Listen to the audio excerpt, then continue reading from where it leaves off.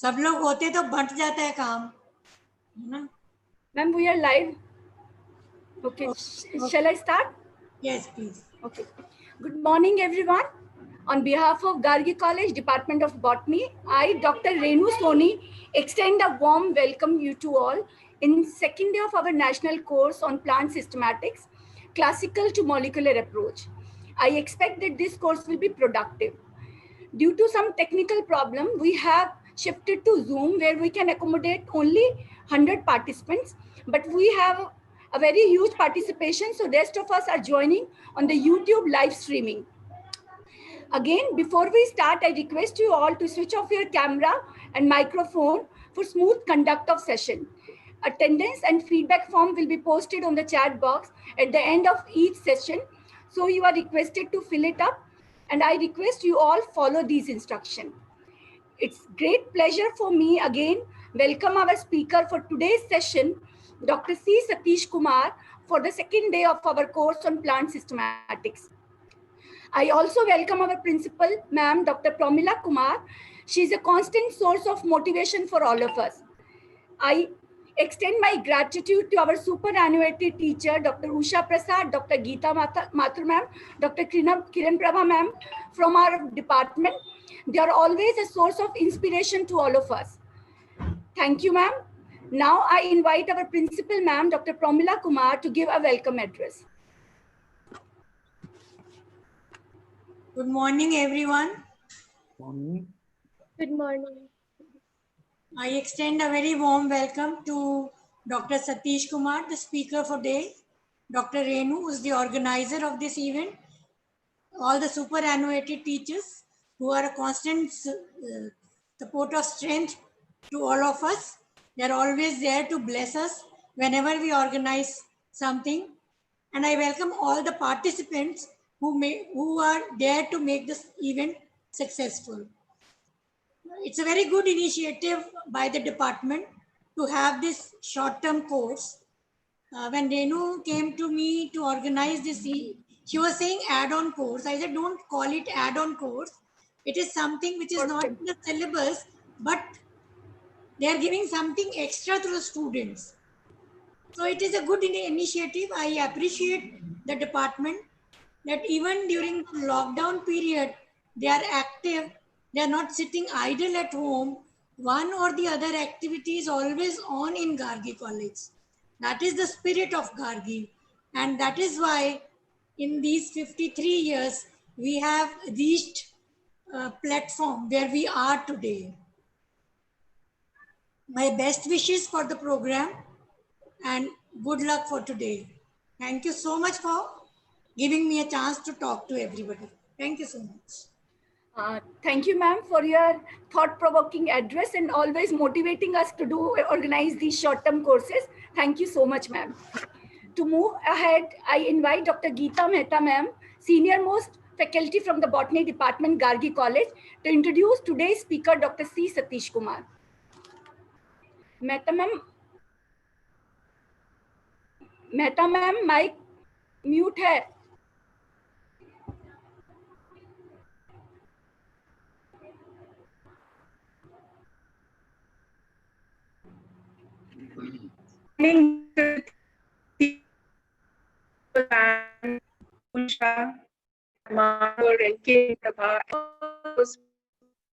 Webinar.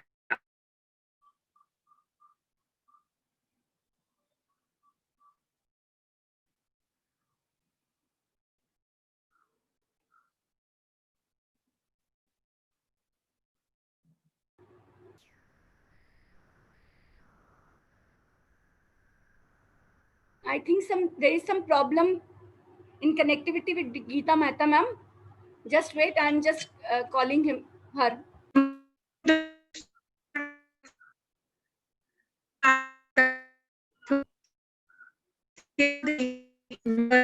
Participating in this webinar. Some sound is coming, but not very audible.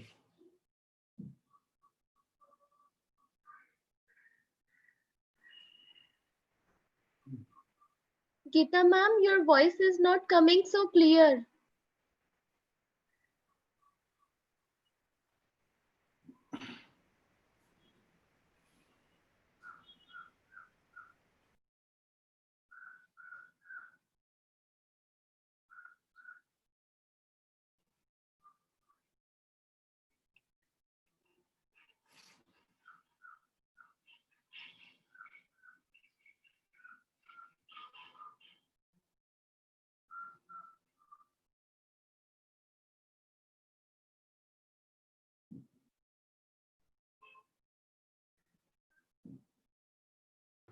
Mehta ma'am is joining for a while. In a while, she will be joining.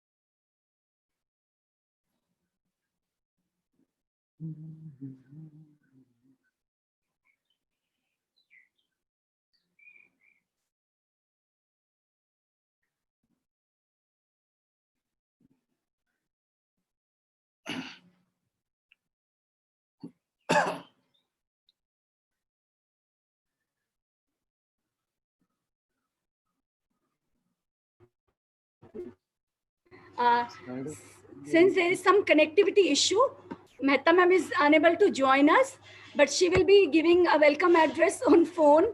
So let's welcome Geeta ma'am. Hello.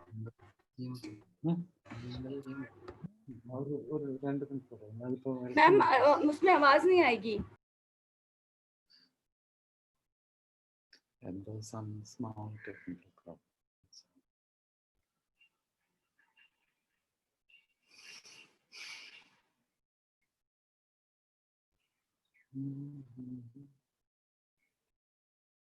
No, you can't see her. Good morning, Dr. Satish Kumar, Good Principal morning. Ma'am, Usha, Geeta, Kiran, and all the members participating in this webinar. Can you hear me? Yes. Yes, Am ma'am. I audible? Yes, ma'am. Yeah. Clearly. Okay, because our neighbors are demolishing their house and the internet wire is cut to that last night. So we are having a little issue with the internet. A very warm welcome to all of you in this short-term course on plant systematics. It was an honor to hear Dr. Satish Kumar yesterday for an enlightening and discerning talk on history of plant classification from prehistory to present day. He summarized the entire history, which was created over a few centuries, in a couple of hours. The content of the talk was vivid, engaging, and very useful. Sir, you made the talk very interesting, including nice illustrations and of many textiles, especially Linnaeus's life and information about it. It was nice to know that some of the plants are named after these great taxonomists. I wish to add here with great pride that a couple of plants have been named after our esteemed guest, C. Satish Kumar, and on and very recent 20. A legume from the West Ghats, which was named Vigna Satishiana, was reported by Balan, Pradeep, and Udayan in 17.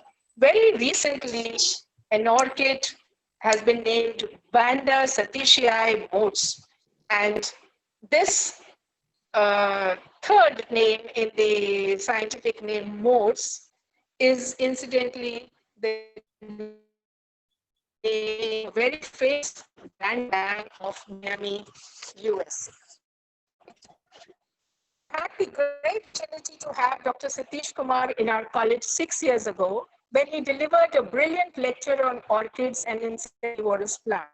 Not only did he show us the beautiful photographs of these plants, he brought all these beautiful orchids and plants from all the way from Trivandrum. 4 species of pitcher plant gifted by him are a prized possession of our museum. Sir, we would love to in person, but we have to make do with the available resources in COVID times. I, along with my colleagues and students, had the good fortune of visiting JDRI this year, his own country. And I must admit that Dr. Satish Kumar was an excellent host. He was ever helpful, encouraging, full of energy, and always handled the situation with a smile. Not only did he take us around the institute to show the plant wealth and see the research work going on, he also introduced local cuisine and sightseeing in the trip. Sir, you made the trip memorable both professionally and personally. I don't know if it is to convey in words the sense of gratitude. I now give the mic to Renu, and looking forward to listening to your second lecture on Bentham and Hooke's system of classification in details. Thank you. Thank you, ma'am. Thank you for the kind words.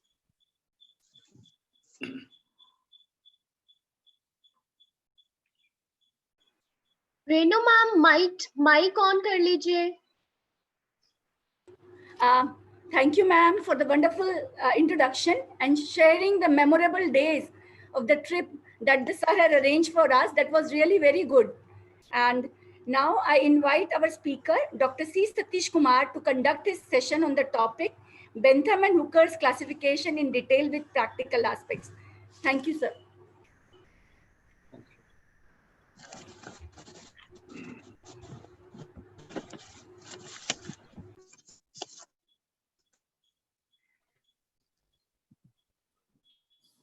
Can all of you see my slide now?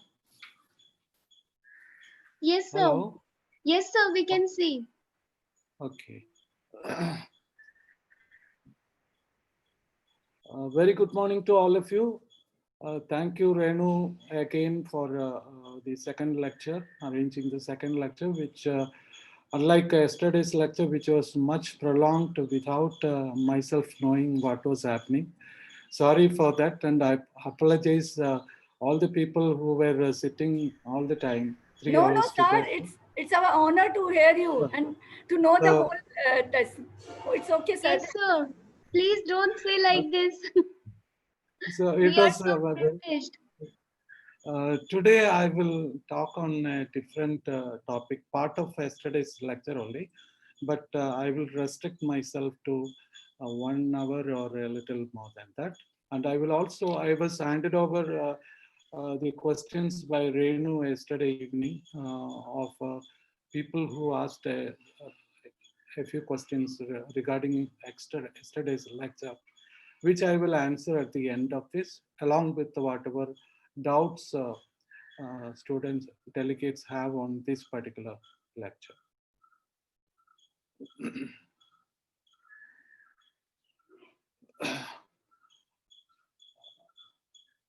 George Bentham was a British botanist, and he published several famous books before coming into terms with J.D. Hooker in a massive project on the genera plantarum.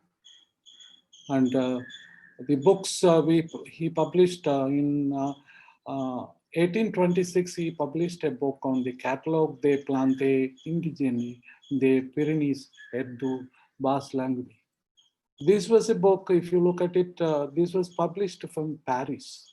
So this British botanist, how his first publication was from Paris is a question which you may naturally ask, for which I have some answer in the second or third pictures, because he was working in Paris for some time and looking after his father's estate.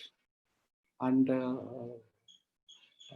that's why initial stage he published his book from Paris. And another book was Labiatarum. There were several groups of plants in which George Bentham was very much interested. But since he was very busy with the management of his father's estate, he couldn't do much work in Paris. He was interested in a group of plant, now we know it as Lamiae or Labiatae, earlier called Labiatae. That book was published in 1836 when he came to England, London. And also he was equally interested in another very distinctive family called the Scrophulariaceae. That also he worked, especially the specimens collected by various botanists from the Indian region and the adjoining countries. So that was his early works. He also worked on Leguminaceae, plants of the Leguminaceae family. And that was published from Vienna in Austria. Then he made use of the herbarium specimens collected during the voyage of HMS Sulphur, and that was published from London. He also brought out a book which was much appreciated, and still it is useful in England. That is the Handbook of British Flora, which was a book undergone a lot of revisions. A lot of editions have come. And another book he published was Flora Hongkongensis. Hong Kong was at the time part of a British colony, and he made use of these specimens gathered by various types of missionaries, botanists, naturalist people, and also physicians. And all those specimens came to Royal Botanic Garden, Kew, and he studied them, and he made use of for the publication of Flora Hongkongensis. And also another major work was Flora Australiensis, which again he made use of the specimens collected by various botanists, made available in the Royal Botanical Gardens herbarium. It was published. It was published in 7 volumes, very big volumes, from 1863 to 1878. And at that time, working with the Australian plants, he came to understand several genera which are available in Australia, but not in other parts of the world. So this prompted him to work on a revised concept of the genera plantarum, because after Linnaeus publications, which we have seen yesterday, genera plantarum, and also ALD just use genera plantarum. There were repetitions by several botanists, like German botanists, French botanists, and many others. But a relook at the generic concepts was not done. So the original motive of George Bentham was to understand and re-describe the genera in a much better way, again in Latin, and in a much better way, so that people across the world, botanists across the world, could make use of the genera for the identification of various families and things like that. And for this work, he had the help from another giant in the field. His name was Joseph Dalton Hooker, and he collaborated with him, and they published a 3-volume work from 1862 to 1883. And we will be talking more about this work in the coming slides.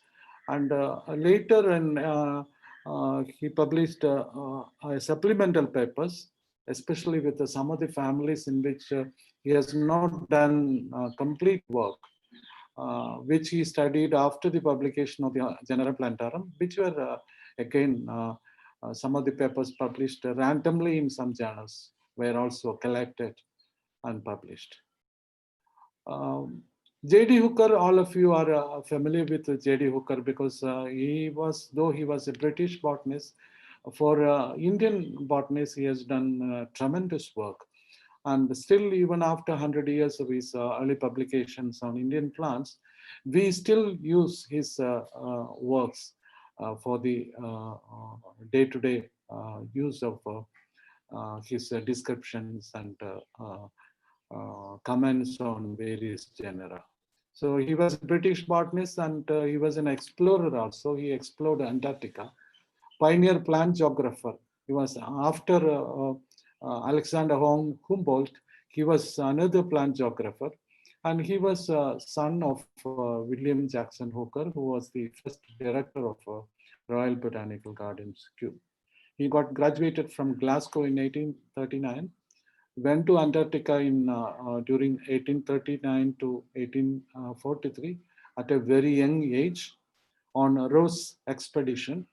He had made contacts with Charles Darwin, and he came to India and lived here in different parts of the country, mostly in Sikkim, for a study of the plants of Sikkim. Sikkim at that time was a separate kingdom, and he made use of the plants, and he made on the spot paintings of all the rhododendrons which he came across, which we will talk about it a little later. And he was actually assistant director of Kew with his father at that time was the director in 1855. And he, on his death, he became the second director of Royal Botanical Garden in 1865.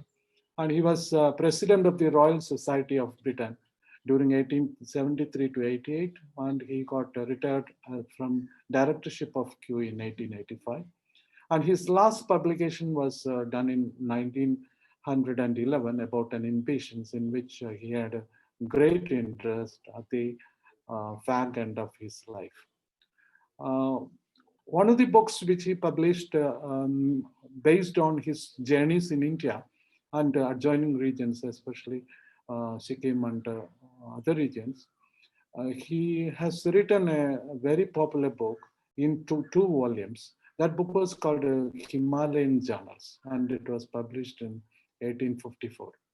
So the journey in Sikkim was an area, or you can call it as a terra incognita. Nobody knew what are the plants available in Sikkim. So he made a trip to Sikkim and lived there for years together, made a very large collection of not only herbaceous specimens, he also collected seeds, samples, tubers, everything for Royal Botanical Gardens, Kew.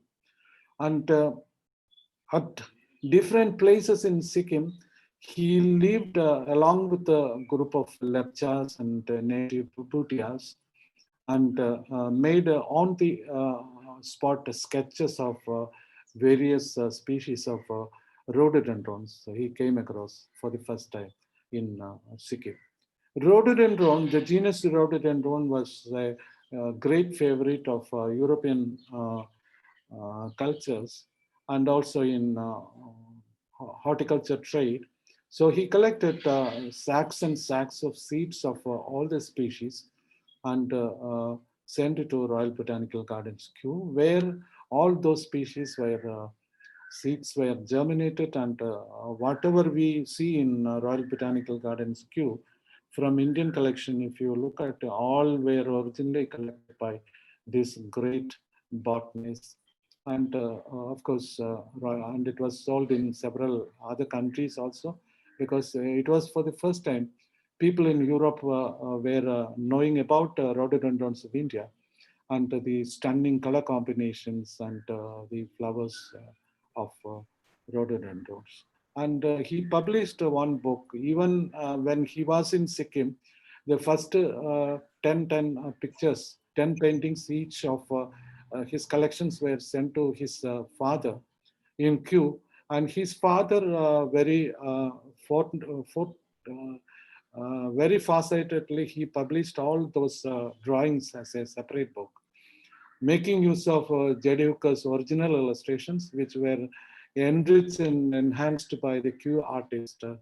I will come to talk about it a bit later. And another work of great importance for Indian botanists is his great work, The Flora of British India, which was published in 7 volumes, which with the help of several botanists of that period. Many of those botanists were serving in India in different capacities. And he has formulated a framework and a pattern or a template for each family.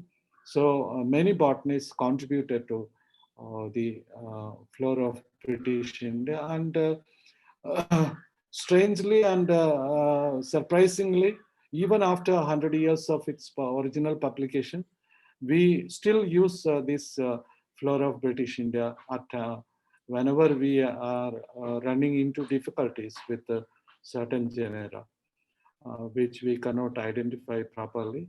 But all these books contain, all these volumes contain Hooker's hand and also Hooker's uh, observation powers and detailed sketches, everything he has given in this book. No illustration, but detailed analysis of critical characters he has given. And while coming to Royal Botanical Garden, Calcutta, he found a lot of drawings made by Indian artists in Royal Botanical Garden, Kew. See, the superintendents of Royal Botanical Garden, Calcutta, made use of the talents of Indian artists, and those paintings were available in Calcutta. And while visiting Calcutta, he happened to see all the paintings, and he made use of these paintings for another book, which was published as A Century of Indian Orchids, in which he included 101 species of orchids available in Calcutta Botanical Garden. All these specimens, all the drawings were taken to Royal Botanical Gardens, Kew, but after his work, all these drawings were sent back to Calcutta, now Indian National Herbarium, Central National Herbarium, Calcutta. This is the frontispiece drawing of Himalayan Journals, Volume 1, which shows Kanchenjunga from his friends Bangalore. You can see the Kanchenjunga here. This originally drawn by him only, but the British artists made modifications and made it to beautiful drawing. This is his travelogue Himalayan Journals. This is volume 1 and volume 2 with some drawings. And in these volumes, he describes the route he adopted after getting down at Madras port and traveling through different routes, crossing Hooghly River and going up to Parasnath and towards the East Himalayas, and ultimately reaching Sikkim, where he spent more than 2 years to study the plants, particularly rhododendrons and other plants of his great interest. This is the frontispiece of volume 2 of Himalayan Journals. This is one of the paintings when you must remember that he visited, J.D. Hooker visited Sikkim just after his Antarctica trip. So as a young man, he was less than 30 at that time. And he made a wonderful collection with a lot of potters carrying specimens back to Siliguri and Calcutta, from where all were dispatched to Royal Botanical Gardens Herbarium. The primary objective of visiting Sikkim was his guesswork that Sikkim could be one spot where you will get a lot of rhododendrons. And while trekking different parts of Sikkim, he found that whatever he had guessed was true. And he got 23 new species of rhododendrons during that trip, and of which 22 stand as very good species. One is now reduced to a variety of already known species. This is the book on rhododendrons of Sikkim Himalaya, and this is the frontispiece of an epiphytic rhododendron, which originally he himself has made, but later on enriched by the Kew artist. Look at the drawings of the most beautiful drawings of rhododendron. On the left side is rhododendron Edgeworthy, And on the right side is a rhododendron candelabrum. Edgeworthy is named after a botanist who contributed several families to flora of British India later. So this is the illustration, painting of that book. Yeah, I think it is available on net. Anybody who is interested in looking at rhododendrons, this is the first book. Now there are several books available, and there are a lot of rhododendron societies in Europe and America. But these are the pioneer works of rhododendron. Even in the Malaysian area also, you have a lot of rhododendrons, but they are much, much different from our Indian species. Flora of British India, he published with the support of his collaborators in 7 volumes. He published all the specimens based on specimens collected by various people, like the missionaries, clergymen, natural history people, physicians, and many others who contributed specimens to Royal Botanical Gardens Kew. He studied some groups, and he, in volume 1, in this particular volume, he has described how to use this and how he has arrived at a pattern or a mold or a template from which other chapters, other family accounts could be written.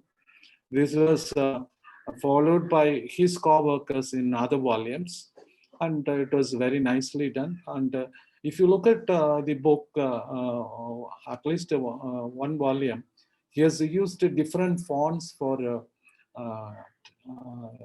explaining his own personal observation on particular species, and also the key characters of each species, each genera, each genus, and also each family.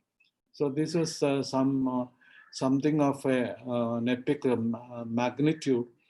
And that is why, because of the science in it, strong foundation of science in it, this whole set is still being utilized by Indian partners, even after 100 years, even after so many floras have been published by our Botanical Survey of India. This book is still being utilized by serious botanists for checking up with the literature and the key characters which J.D. Hooker has found in these volumes, in these specimens. I'm not talking about his other publications. There are too many publications because he was even called as a prolific writer of botany. This is one work which he made use of the illustrations or the sketches, drawings, and paintings made by Indian artists. And he has given some details about the artist in this work also. Century of Indian Orchid.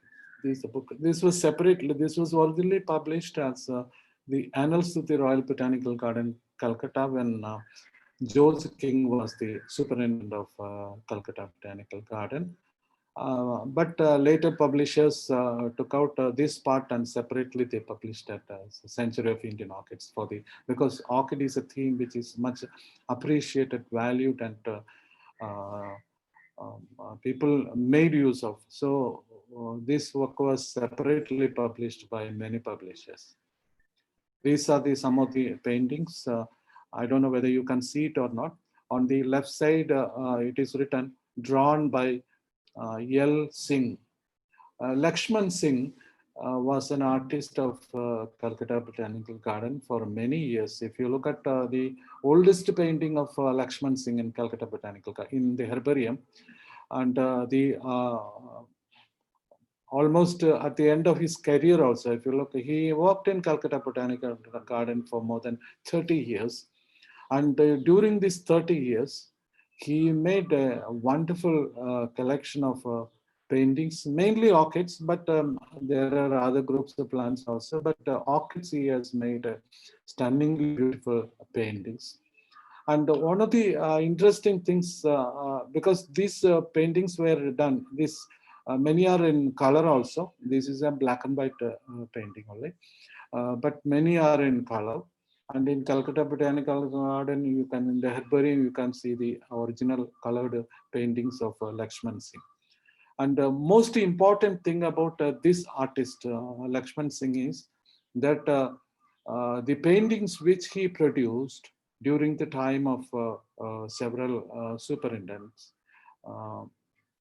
were marvelous and stunningly beautiful.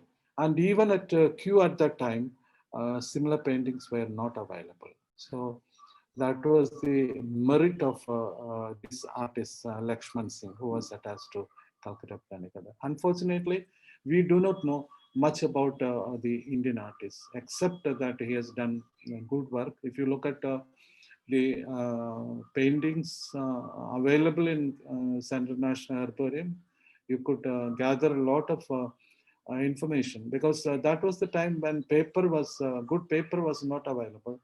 Good colors were not available. So everything artist himself has to make. So he made wonderful paintings. You can see those paintings in Calcutta Botanical. This is another painting of Lakshman Singh. And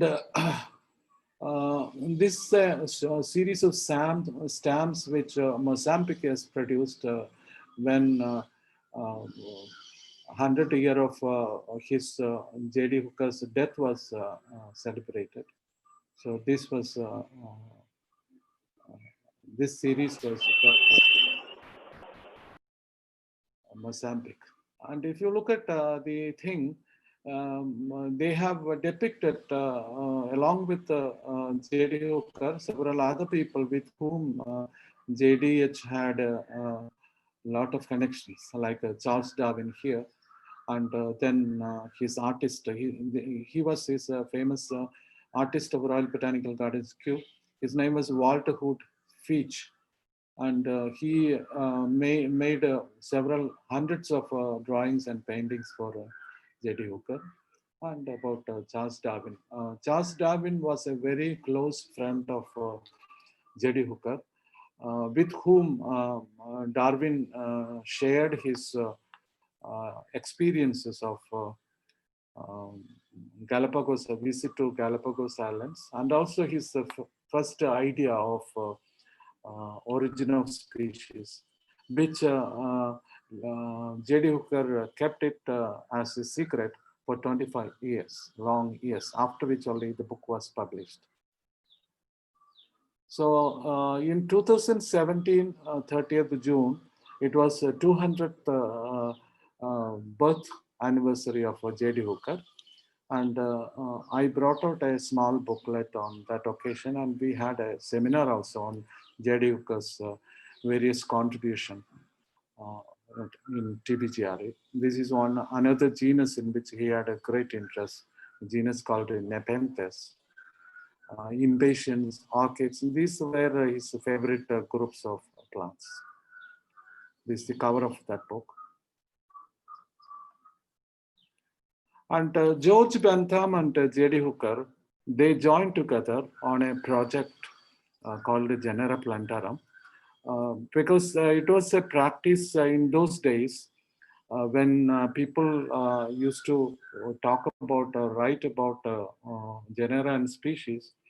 They invariably utilized or used the title already given by Linnaeus hundreds of years ago. So this was the title given, Genera Plantarum, of course, with a very long line of prefix, suffix is also there. So George Bentham and J.D. Hooker, they were having good relationship for several decades. And for many years, when George Bentham worked in Royal Botanical Gardens, J.D. Hooker was the director, and J.D. Hooker's father, William Jackson Hooker, was a great friend of George Bentham. When George Bentham was working in Paris, managing his father's estate a little away from Paris, at a place called Montpellier, Jericho's father invited him.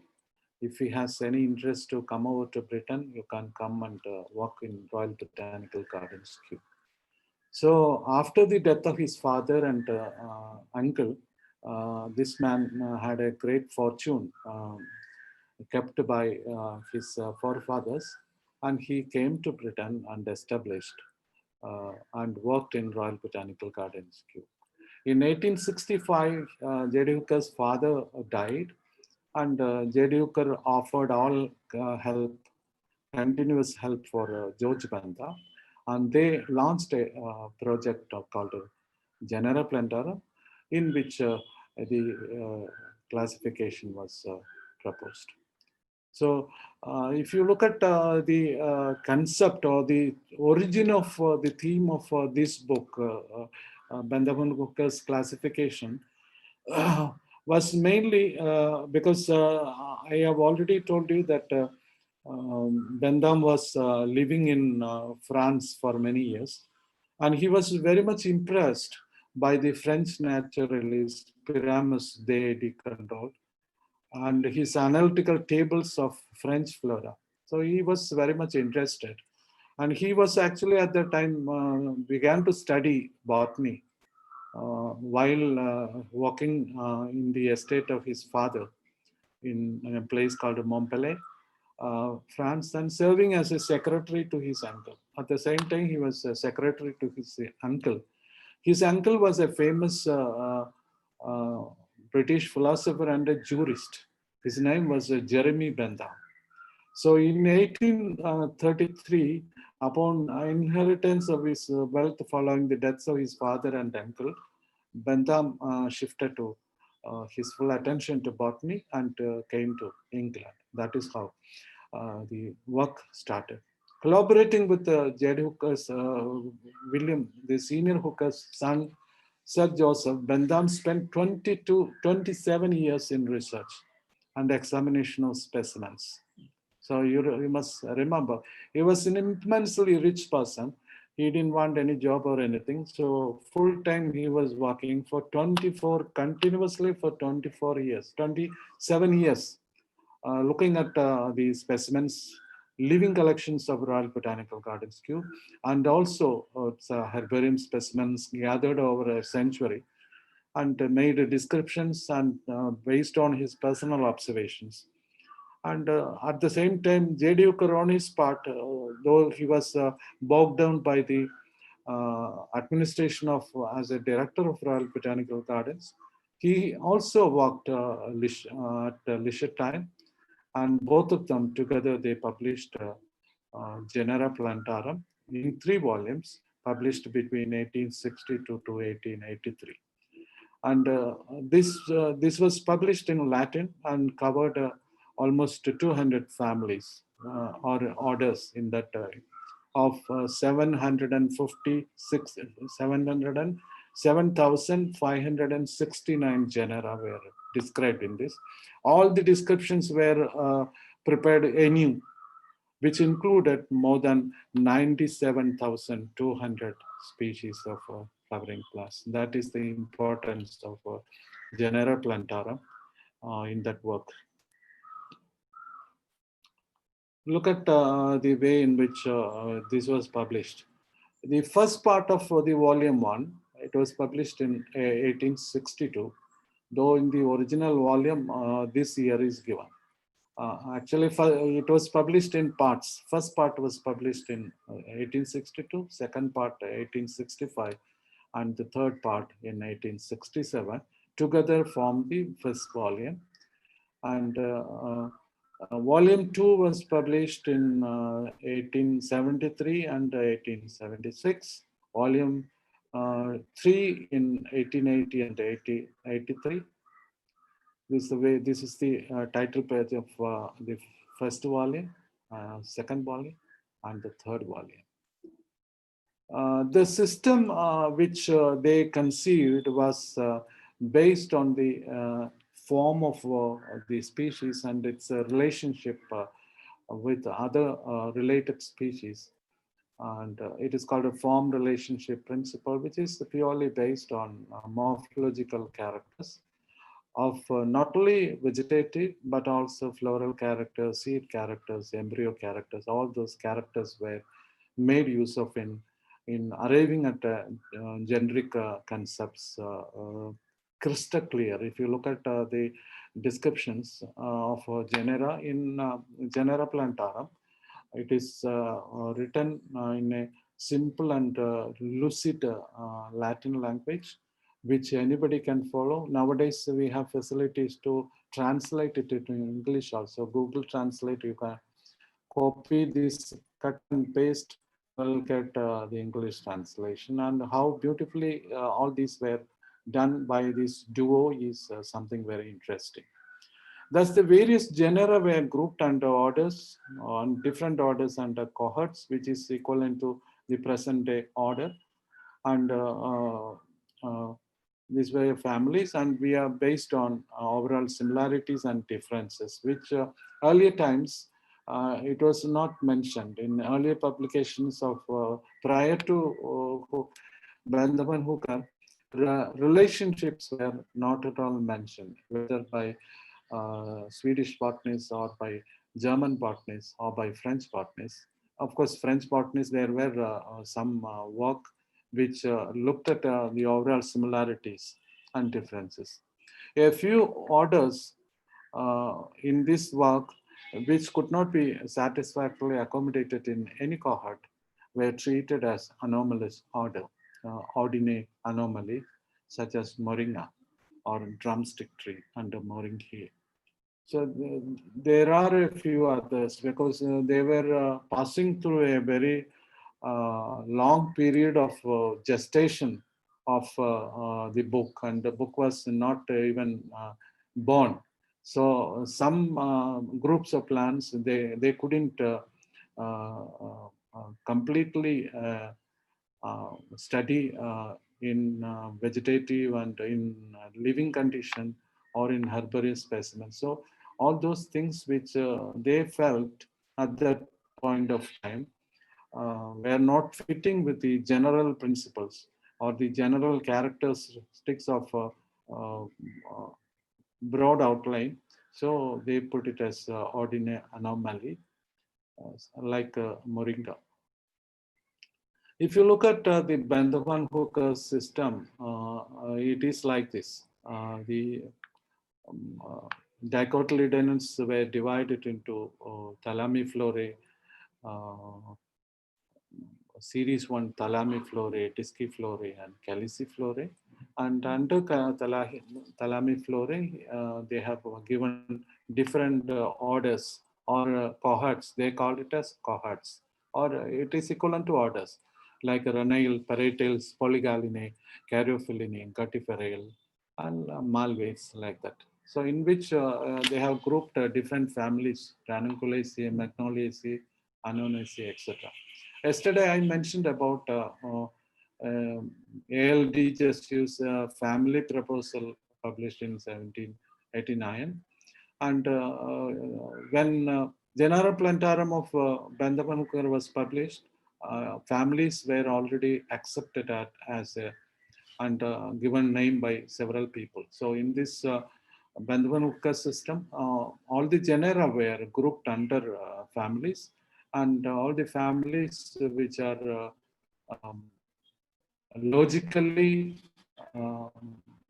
allied are grouped under Ranails under order, and orders were grouped under the series. This is the way in which Bandhavan Hooker arranged their classification. Dicotyledonous Gammopetalae also they arranged in a similar fashion. Series 1 Inferae.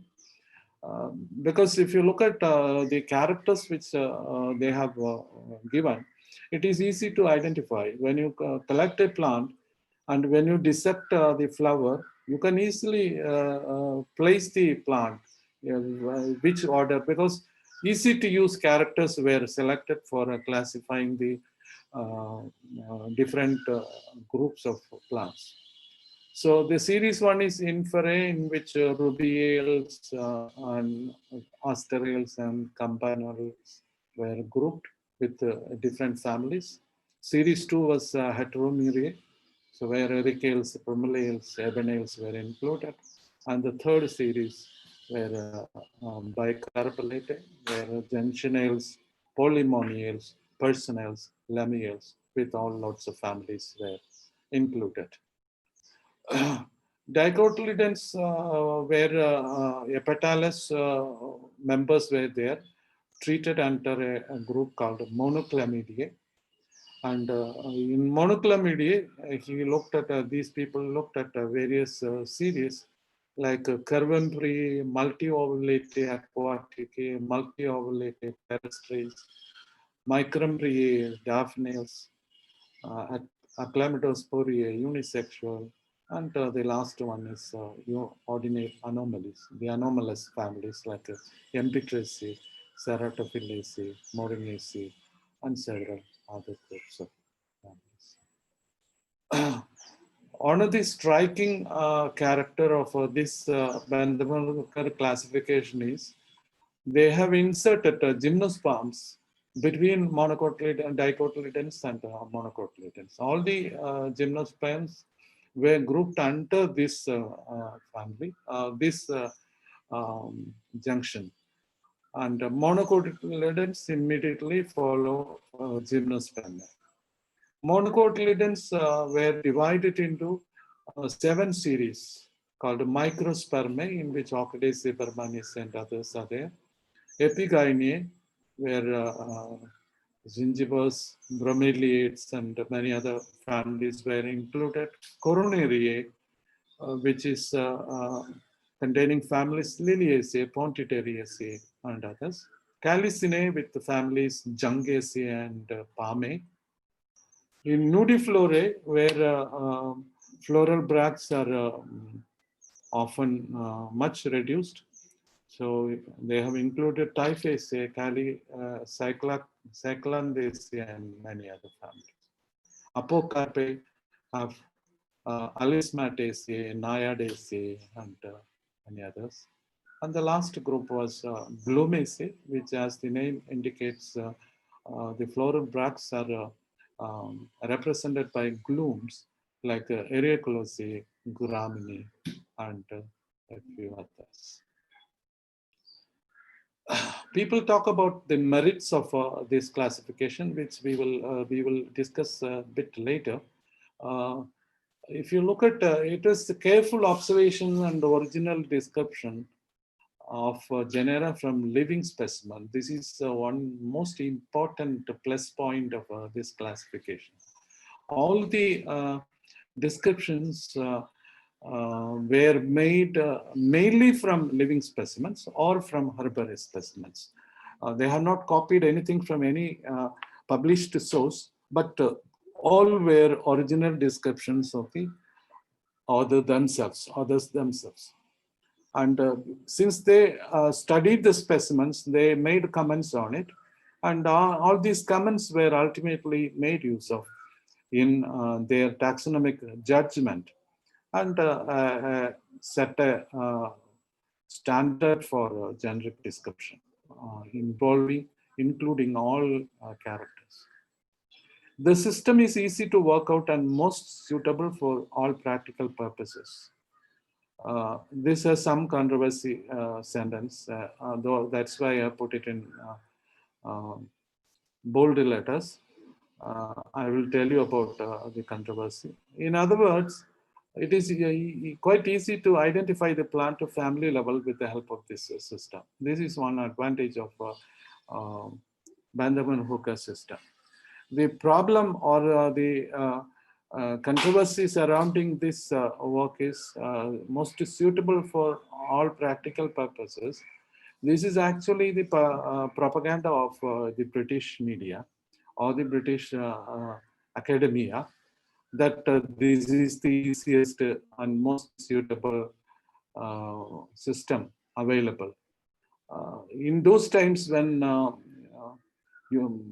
United Kingdom, as we know now, was called Great Britain, they wanted to establish supremacy in everything.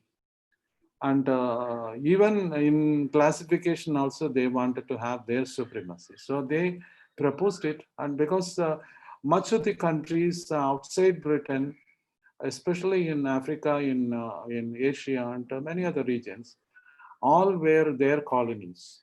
So the colonies where English was taught for the first time, and the facilities for studies, scientific studies were established. Their intention was to make use of their own classification and popularize it. It is just because of that only they tell or they popularize, they make the propaganda like this. Bandhavanukka's system is easy to work out and most is suitable for all practical purposes. That is what they say. But there are not only Britain, there are many other countries like France, which is culturally and educationally, academically, very, very original country. If you look at the herbarium in Paris Herbarium in France, where specimens were arranged in a most interesting manner, following typically the French authors. You cannot expect them to follow the British system. So they follow French. And in Germany, it is again a different concept. Germany, in Austria, and also in Switzerland, these three are the German-speaking countries. So where Engler and Prandtl classification was much practiced. So it varies when you say that a system is most easy to work out and most suitable for all practical purposes is a propaganda. You have to take it in that way. And then the geographical distribution, this is one greatest advantage with the Bandhavanukka system, because all the descriptions were made after the living collections or herbarium specimens available at Kew. So in Kew, if you look at the herbarium, for each species, you can easily spot out the countries where it originates. If there are 10 specimens of a particular species, and if these 10 specimens are from different countries, the countries are represented, and you can easily write about the various for under each species, the distribution of each species. So geographical distribution in earlier publications or in earlier classification, this was not given any importance except telling that Oriental region or Occidental region or India Orientalis, which means from India towards the eastern side, towards the extreme east. The entire thing was called India Orientalis. Like that, in earlier, before Bandhavanukka's system of classification, geographical distribution was not much considered. But in this work, they have very nicely, very briefly, as per the specimens available at Kew, they have given. Further, Royal Botanic Gardens Kew is, this sentence is not relevant now, because index sequences has now discontinued, and now it is followed up by the World Checklist by Royal Botanical Gardens, and printing of index sequences has stopped many years ago. So nowadays you will get, you can look at the data in Royal Botanical Gardens, plant data. Although this system is not phylogenetic, this system, because they have used characters and they claim to be a natural system without any emphasis or without any proposal on the origin of different groups. This cannot be called a phylogenetic system, but some groups, if you look at especially the position of ranales, the primitive group of plants, that also has now changed as per the latest APG4 system. There are some revelations made from the molecular DNA studies, molecular studies. And the position of monocoats after dicoats is also in the older system, people have talked about, and it is in accordance with the modern concept of evolution. This sentence also needs some corrections, because as per the latest APG4 system, these groups have evolved simultaneously. Instead of one group evolving from the other group, these groups have from a common stock dicots, and even as per the APG4 system, this is not classification to dicots and monocoats has become irrelevant now as per the latest APG4 system. So the position of monocoats after dicots is also logical. This was written a few years ago when this was this condition. Now it is irrelevant. And there are several shortcomings of this system of Vanderman-Hooker. One is the position of gymnosperm in between dicotyledons and monocotyledons, which is believed to be not logical and appropriate. That is what many people talk about. The establishment and demarcation of polypetalae and gamopetalae as natural groups create confusion in some cases, which I think every student who is just studying BSc botany or family Cucurbitaceae and similar things will easily come to know about it. If you look, because Cucurbitaceae family, the family Cucurbitaceae, which is included as per the Vanderman-Hooker system in polypetalae, most of them have a gamopetalous corolla. So how come this anomaly come into being? So, but in this system, Cucurbitaceae has placed in polypetalae. In the treatment of gamopetalae, Asteraceae, the highest evolved family, has been placed in the beginning of the group. As per the latest evidences, Asteraceae is one of the advanced group of in the evolutionary cycle or evolutionary path. So it cannot be in the beginning of the classification, it should be at the end of the classification. This is one of the demerits of Vanderman-Hooker system. The consideration of monochlamydia as a separate and reduced group is not logical, because by doing so, the closely related families such as Chenopodiaceae could not be placed near Caryophyllaceae. As per the latest evidences, this is understandable.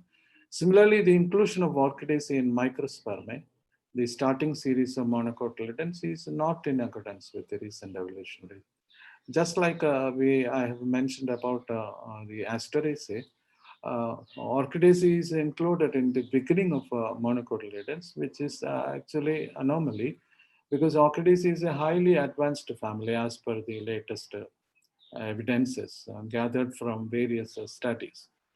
So it is now considered as one of the highest evolved families in monocots. And so it should not be placed at the start of the family. Although their general system of classification represented a little more than a refinement of decontrol, which they especially Bentham himself has confessed, because it's a refinement of decontrol's taxonomy, but failed to recognize the dynamic nature of plant species and postulated in Charles Darwin's principles of organic evolution.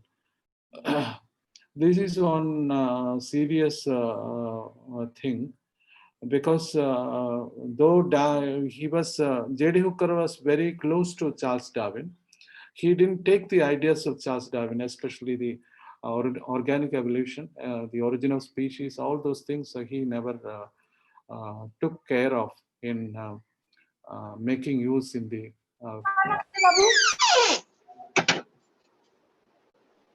classification. And largely adopted by modern systems of class based upon evolutionary theory. So Vanderman-Hooker's taxonomy with modification persists throughout the British Commonwealth, and that we will discuss when a question was asked yesterday when I answered. India, our country, India was under British rule for several centuries, and we still follow their imprints in every sphere. If you look at the way the education system, the way in which facilities were provided, everything is British way we are doing it. So Bandhavanagar is a good example of what we were following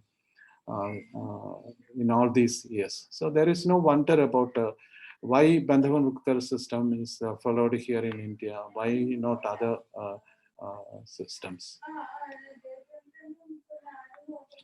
So now I come back to some of the questions. Before that, do you have any questions to ask? Or will you give me in writing later? Renu? Hello? Hello, sir. Shall I answer the questions which were given to me yesterday? Yes, sir. Yes, sir. Next. Okay, sir. I will finish within next 10-20 minutes. No, no, Okay. it's fine, sir. Fine. Fine. Okay. There was one question by Mayank Cha. Why only Latin became so important as the language of science in 16th, 17th century? That was the question. And second part of the question was, why not any other European language? And if Latin was so important, dominant, then why it is dead now? Why is not used commonly? These are the questions. This is a very good question and requires a lot of explanations, because for giving you an explanation, I will talk about a person by name William Thomas Stern. He was a British botanist, and he was a famous expert of Latin. He worked on Liliaceae also. This is the book. If you happen to see, this is the book. This is the book. This is a Bible actually for taxonomies who are in the beginning of their career or who are learning taxonomy. Please see, this book is available in the internet. Some versions are available. Those who do not have it, you can ask me. I can send a PDF also of this book. This book is so important for practicing taxonomies, because this book by William Stern explains the way in which, in English, Dr. Kiran Prabha raised a hand. He wants to ask something? Yes, sir. Maybe a little later when I'll get the opportunity. Pardon me? Okay, sir. When you're through and when I am given the green signal from Dr. Renu, I'll ask. You can ask, ma'am. You can ask. Okay.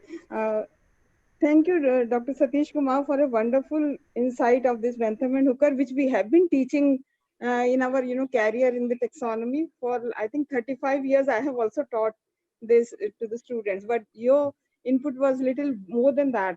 What observation I am sharing and I want you comment is that we have a very rich traditional knowledge which is documented in our Vedas and in our original scriptures like Charak Samhita and Sushruta Samhita, where there is a documentation of many plants with their identification, their nomenclature was in Sanskrit, multiple names and their medicinal values are given. We just feel little bad about it that in the history of classification and in the history of nomenclature of this new century, not much consideration has been given to the work of our scriptures and Vedas, which are believed to be 3,000 and more years back it was scripted. I mean, just this is my observation and my I'm just sharing this, apprehension that in this nomenclature and classification, the contribution of Indian scriptures have never been, considered and given a due recognition. Yes. Is it okay? Yes. Hello? Ma'am, it is correct. What you said was perfectly correct, because the science of natural history, whether it is botany, zoology, or related subjects, uh, developed in Europe, and the language, or it was more of a Europe-centric aspect, or Europe-centric approach was there. And European scholars, though they made use of many of our resources, but they never bothered about the already available literature in Sanskrit on various aspects written thousands of years ago. This was neglected. And there were one or two botanists or scholars or Orientalists, they are called Orientalists, very few of them, who worked in India for much of their lives. They insisted on making use of even Latin as the language for, Sanskrit as the language for botanical names. And many of our people never followed it up. So he used, his name was William Johns. He was a famous Orientalist, and he was the person in 1800s. He was in Calcutta, living in Calcutta, learned our Vedas and all the epics, and the knowledge he got from it, he translated into English and other. And wherever possible, he used Sanskrit names for plants. One good example is he has given the name of a common epiphytic orchid as Vanda. I'm sure you might have heard of the genus name Vanda. Vanda is actually adapted from the Sanskrit Bandaga. That means it is tied on something or attached on something. It's an epiphyte, it's an epiphytic orchid. Like that, he used several Sanskrit names, but those were not validated by other botanists. And we Indian botanists were generally looking at the Western side, always looking at a European thing. We never bothered to use the culture and the tradition he had in abundance with us, that we never made use of. That is the case with Susruta Samhita, Charaka Samhita, and many other books. And also there is a book called Vriksha Ayurveda. Yes. It's about the different kinds of trees and how these are formed. It's a wonderful, that was written about how many centuries back. Still, our people have thought about it. So we should have made use of it. But since our education system is now in a state where we cannot throw away English or anything, and the education academy is fully replete with all those templates from Europe, we cannot ward off that and make use of our own thing. It will take earnest attempts for many years together, then only we can understand. Even many people do not know botanists also. If you ask a botanist, you mentioned about the epics, but how many botanists know about the plants described in our epics, the Ashtavargas and all those things? How many botanists know? Very few, I tell you. So we are after the looking always at the western side of horizon, and thinking of all those things. That is why the language of Latin has came into prominence, because there was a question also why Latin was used instead of other languages. Latin was one language like Sanskrit. These were the only two languages in the world going back to antiquity. And these two languages have the capacity to express anything. You tell any part of the plant, there is a Latin word. You can Latinize. That is the most important. Like that, Sanskrit also. People, scholars of languages, they always say that if a language is a standard language, if a language reached a stage where you can say that this is a perfect language should have only full stop, not other punctuations.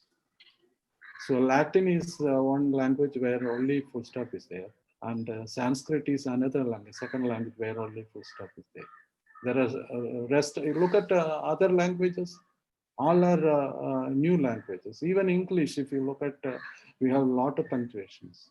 Hindi, you look at, there are many. So botanical Latin was used for practical purposes by these scholars, starting with Pliny the Elder.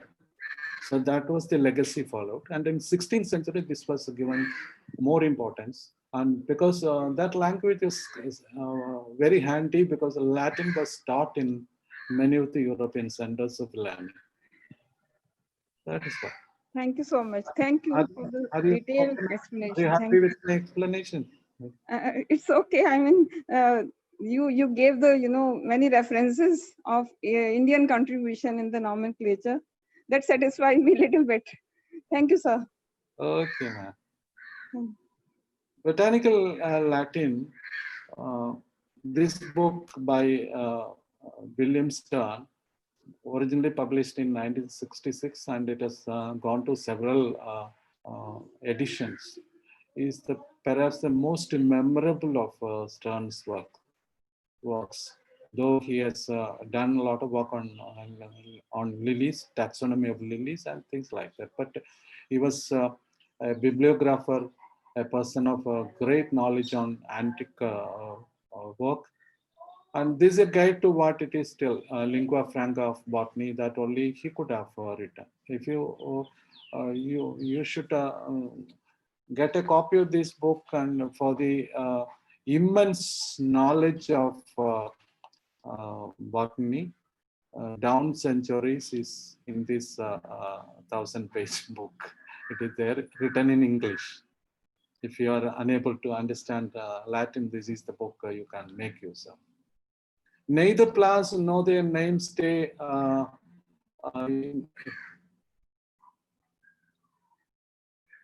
still, and that is what he was and explaining not only the derivation of the plant names, but the philological principles that under their underwent formation was a task that only expert can talk about the names of plants and the meaning of plants. There are many good examples. I will tell one or two examples why this name has been used. I already mentioned one genus named Moringa. Moringa. You must have heard of Moringa, is it not? Hello? Have you heard of the genus name Moringa? Moringa?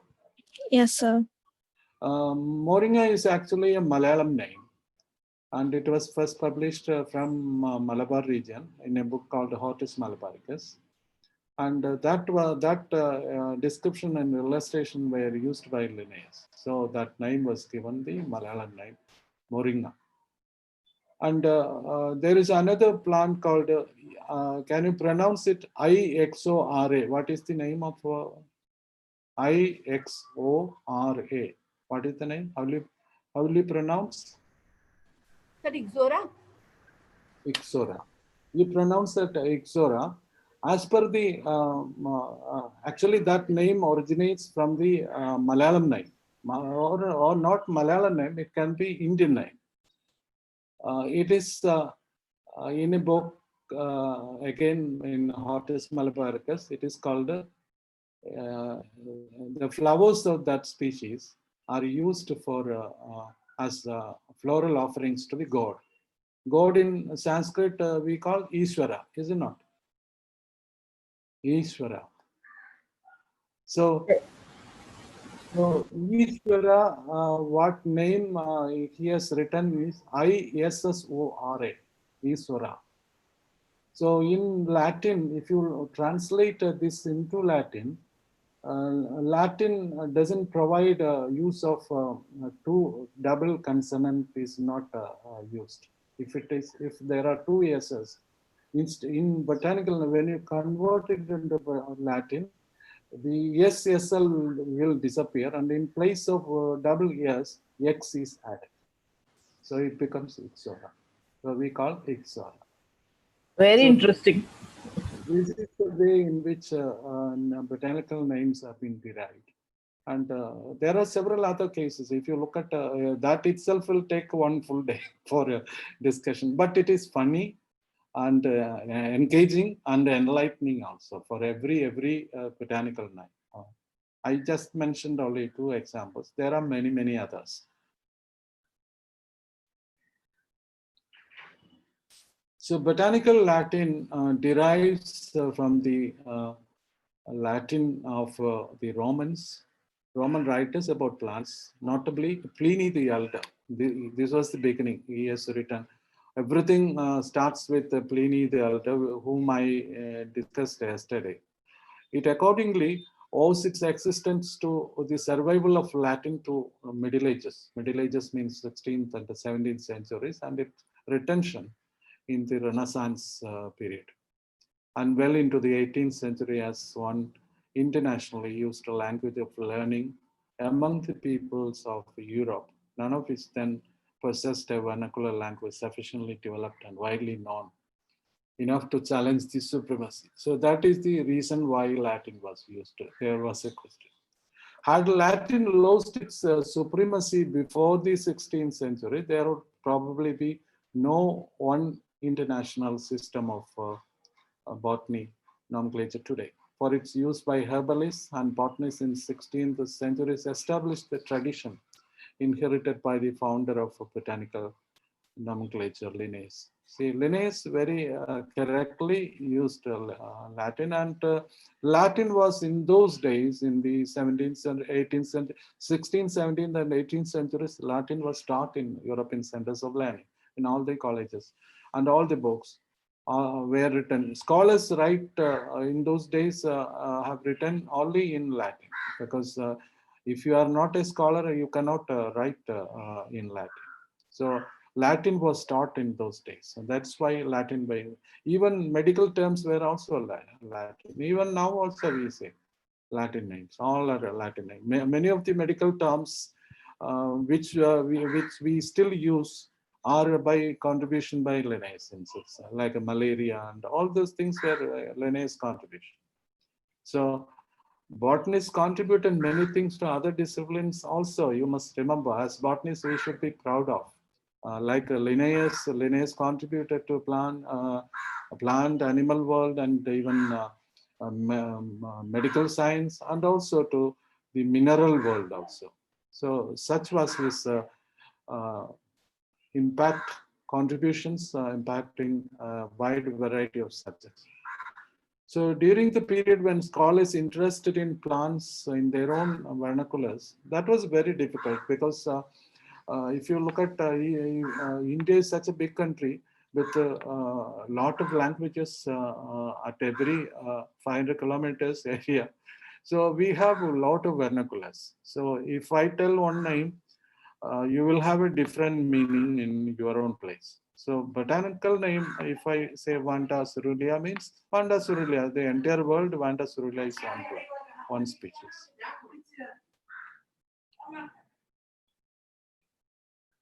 Linnaeus owed his scientific career largely to the knowledge of Latin. That was his plus point. In turn, botanical Latin in its present utility, together with the divergence from classical to medieval, largely to Linnaeus' contributions. So it was, everything began with Pliny the Elder, who, and if his concept and these were resurrected in the 1601, would probably understood without a great difficulty, because the concepts which he himself proposed in the early part of civilization were reflected in the book of Charles de Clu's work. So Latin was recognized as a language for communication among scholars in all branches of science in Europe. So the question is why we use this relatively complicated system of names. If somebody has in mind, supposedly Latin names are so long and unpronounceable, why not use common names? This is one surmise of most of the people. Names in common language are ordinarily applicable only in one language, in a single language. They are not universal. So botanical names has a universality. That is the most important. If you talk about a plant name in one place, the same plant name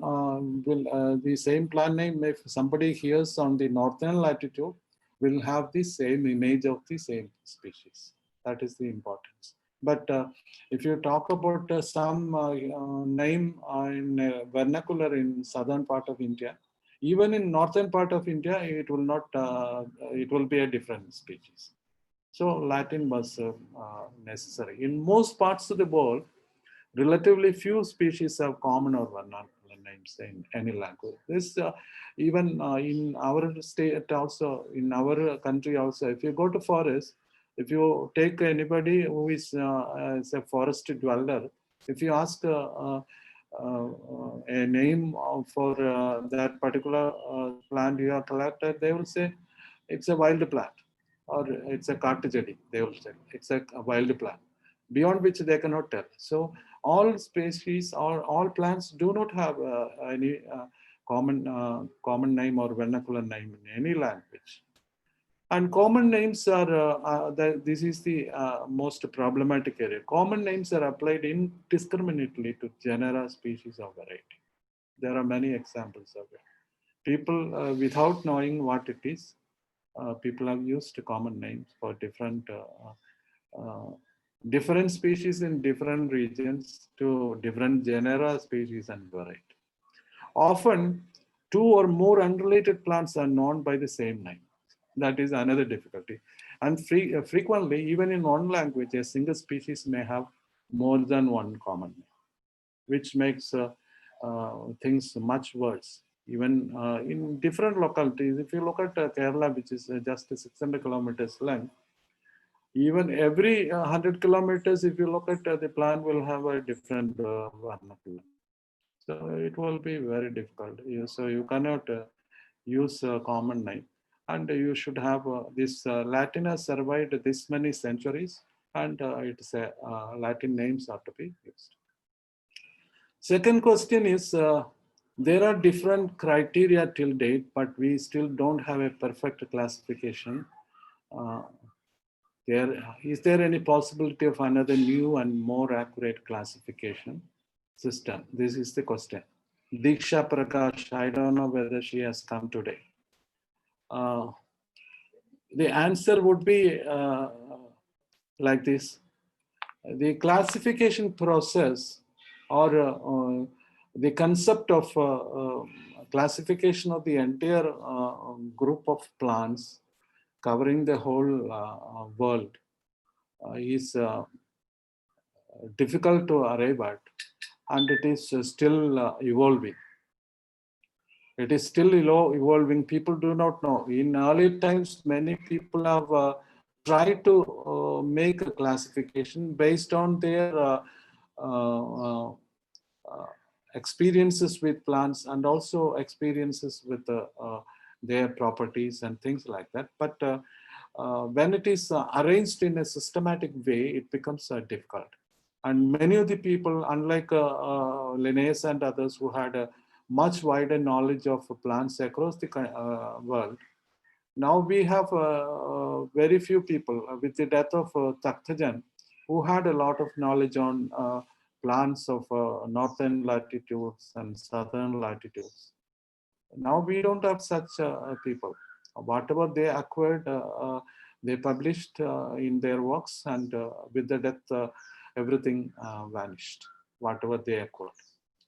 And another aspect is, if answer to this question is, APG4 is one system which has been developed by a group of botanists with a lot of people contributing to the structure of it, giving strong influences, giving strong data to arrive at a fairly consensus stage.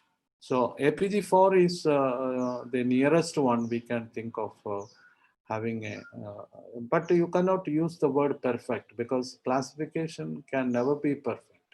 It is because there are, if you look at APG4, you can still find the several gray areas where we don't have much information, where we don't have access to materials for detailed studies.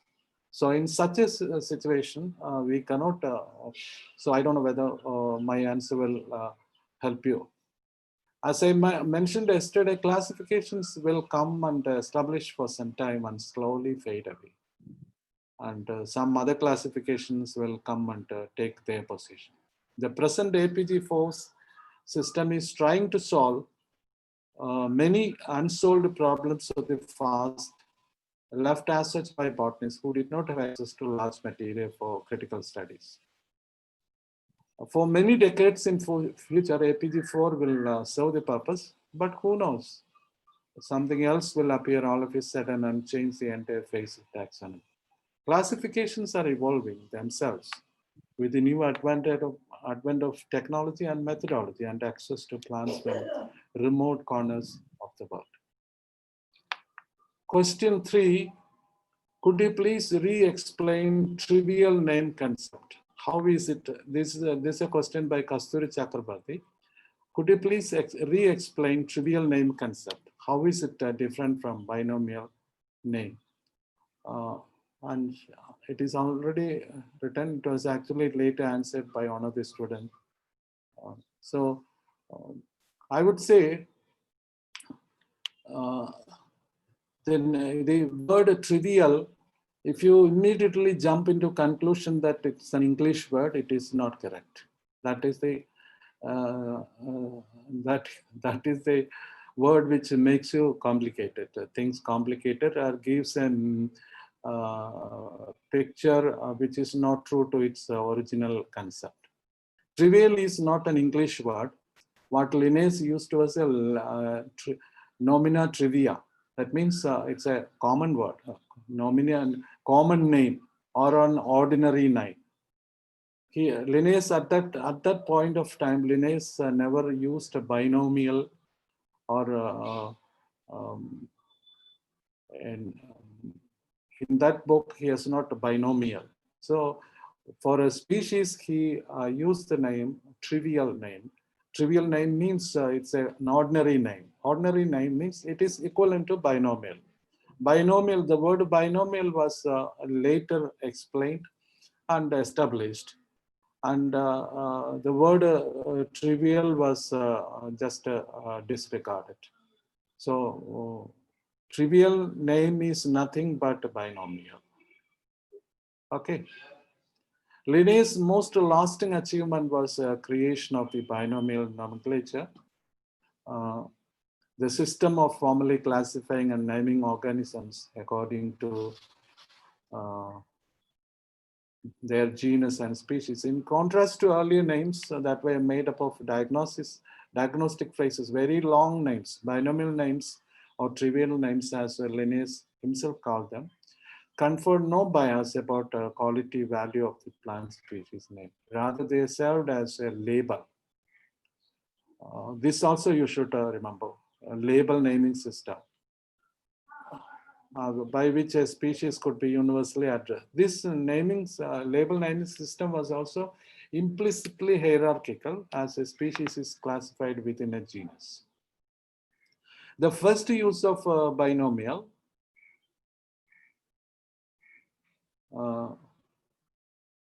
by Linnaeus occurred within the context of a small project in Sweden in which his students were asked to identify plants consumed by different kind of cattle. In this project, binomial names served as the type of shorthand for observations.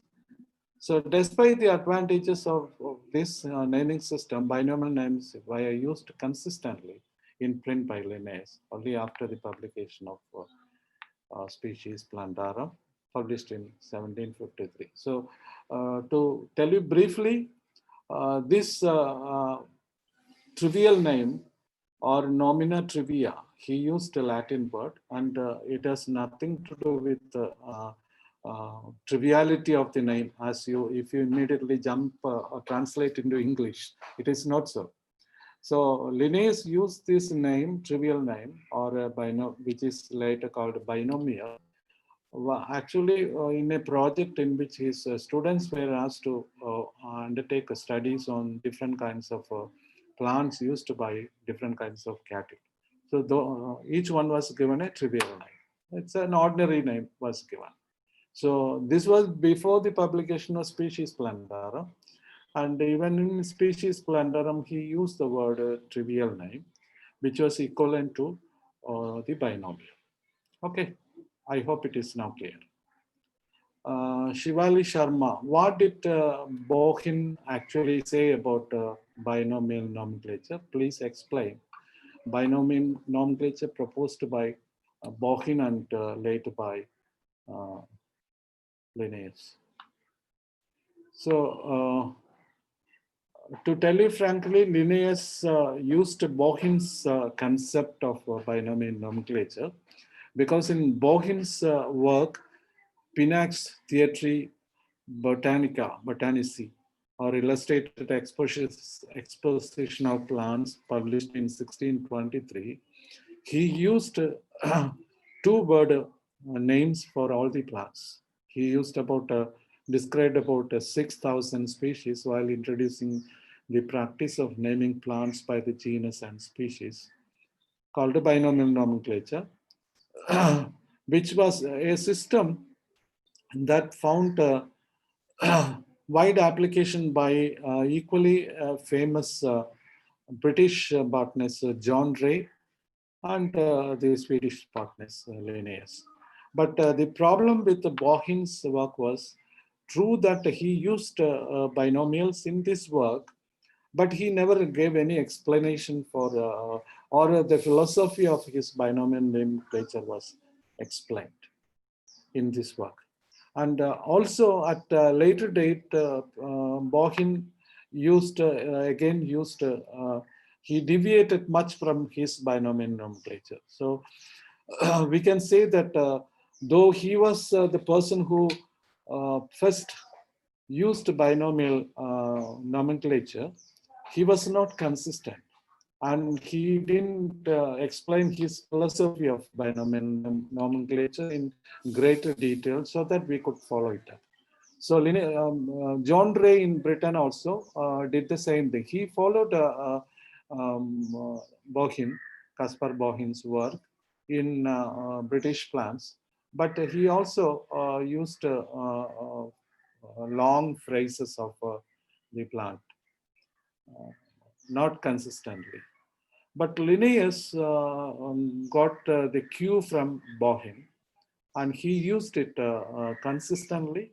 And also he explained why it is needed to use the binomial. The first part is genus name, the second part is species name. Like that, he has given very detailed explanation. And if you look at Linnaeus' work, before 1753, he explained the rules and regulations in his Critica Botanica, Philosophia Botanica, Classis Plantarum, and many other things in which, especially with the Philosophia Botanica, he has mentioned, he has explained the philosophy of botany, how botanists should go forward with the naming and other things. He has given rules and regulations. And these rules and regulations were modified, enriched, enhanced by later botanists in every 6-year period when botanical congresses were conducted in different parts of the world. And much of the Linnaean canons, the things which Linnaeus used in his Philosophia Botanica, were retained or slightly modified.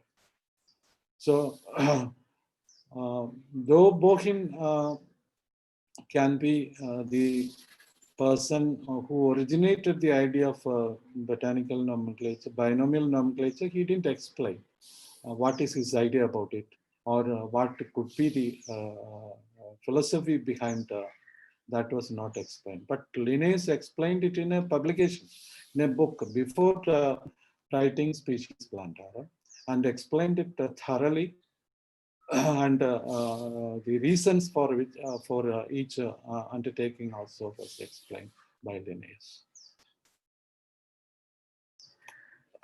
This was the question from the organizer herself. Between Engler and Prandtl and Benjamin Hooker, there are still some debates. Which one to follow then? This is the question.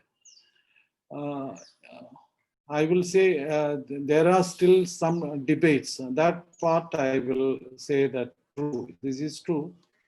The former classification, the former classification is phylogenetic. Engler and Prandtl classification is phylogenetic, while Benjamin Hooker classification is natural. That is the difference between these two things. And kindly remember, Benjamin Hooker's system of classification was developed by two British botanists. At the time, UK was called Great Britain with colonies across the world. Our country was also Britain's one of the many colonies where resources were collected, studied and classified. And they established several herbaria throughout to keep their specimens which could be studied as and when they wanted. As English was introduced here for the easy transactions, Benjamin Hooker's system was also introduced in the National Herbaria, which were originally established by them only. So this has happened in many Asian countries which were colonies of Britain or part of Commonwealth, and for several centuries. And Germany was never a colonizing. Germany never colonized India, except that some German scholars came and worked here and left. So Engler and Prandtl classification was followed in German-speaking countries like Germany, Switzerland, and Austria, but not in India because we were part of British Commonwealth. That is why. So which one to follow then is a question left to you, because we are part of Commonwealth and we followed Benjamin. It's a natural option. There was no other option. And in the earlier times, they never thought of doing it. Just mention of Engler and Prandtl. Many people do not know also what are their contributions and what are the works. But Engler and Prandtl was proposed in 1936, which has undergone a lot of updating over a period of last 70 years. Still, it is the best one. But we are not followed. We followed Benjamin Hooker as part of our national endeavor. That's all. This is what I want to tell you. Thank you, all the people. Thank you very much.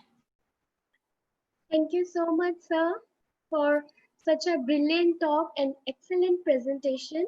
We have so many queries from the YouTube live session. So now I would like to request Dr. Akansha to please read out queries from the YouTube live session. Dr. Akansha? Yes, thank you, Dr. Neha. Am I audible to everyone? Yes, yes. Okay, let's keep it brisk and moving. First, I would like to take a moment to personally thank Dr. Satish for taking us along the storyline of the history of the plant classification in the yesterday's session and acquainting us to the Bentham and Hooker classification system along with its practical implications today. It was a truly enriching experience. Now, I'm going to take a few queries and doubts raised by our audience connected to us via YouTube live streaming. I would request Dr. Satish to quickly just guide us through. First question was raised by Jasmine K, and she asks, on which basis Bentham and Hooker gave their classification? I have already explained. Benjamin Hooker's system was basically a concept of decontrol system.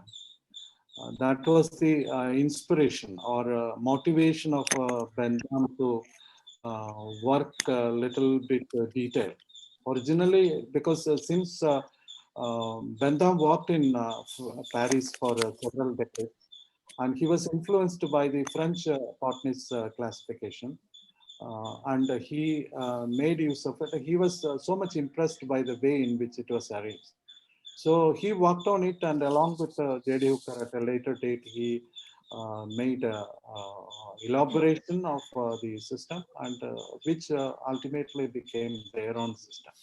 But the inspiration or motivation was from Deacon Dole's concept. That is the reason. All right. Next question is from two of the people from the audience, Chavi Chaudhary and Shikha Dalal. And they ask, is it possible to identify any plant up to species level with the help of any classification system? No, it is not possible. Classification system provide actually a framework for working on the relationship between or differences between different groups of plants, diverse groups of plants. If you look at Kubitsky's classification, which is now still under publication, there are cases in which some families he has given keys for species under each genus. Otherwise, Kubitsky's classification also I mentioned yesterday very briefly because of I was exceeding time. That's why I couldn't explain in detail. But except Kubitsky's classification, you cannot say. And the first classification, of course, by Linnaeus, the sexual classification, in which you can reach the species. But in between classifications were proposed by so many galaxy of botanists, but it never reached at a species level. Many people proposed classifications in the higher ranks of the group, not just below this. They never reached species level. And Kubitsky's classification, you can look at it, and it has for several families he has given up to species level. Okay. Okay. Next question is from Rishabh Sharma. He asks, how to know which group is more advanced evolutionarily? Is it based on adaptive ability or any other characters? Nowadays, molecular data of several groups have been published by botanists and group of botanists from across the world. For many groups now, we can safely arrive at a conclusion on which what was the line of evolution in many of the groups that we can tell. But still, there are some gray areas. We don't know because as we do not have a complete knowledge on the molecular data of the entire plants of the world now. A bit from Australia, a bit from India, a bit from northern latitudes, like that only. So with that available data, people are proposing this could be the evolution, or this could be the trend of evolution in this particular group. But we cannot say that, we cannot assuredly say that this is the final stage at which you can say this has evolved from this. That is not possible at the current knowledge, but people are working on it. Especially you look at APG4, in which there are some controversies. There are some revolutions in the concept of the origin of species, from which group the entire plants have evolved, whether it is parallel evolution like that. It's not from one stock to one other groups are evolving. From a common stock, dicots and monocots, of course, that word is nowadays not used in the APG4. These groups are independently evolving from a common stock. So it is at this stage we cannot tell precisely from which group, from which to which group it has evolved. It is not possible. But people are many groups of people, not one or two, more than 100 people are joined together to work at it, and they have divided the labor in different aspects, and they are working out. As and when more and more data is available, I think it is possible. Just look at, I have sent on PDF also. This is one example of, of course you cannot see it fully, but it is available. This is one system in which APG4, as per the present data availability, you can. So,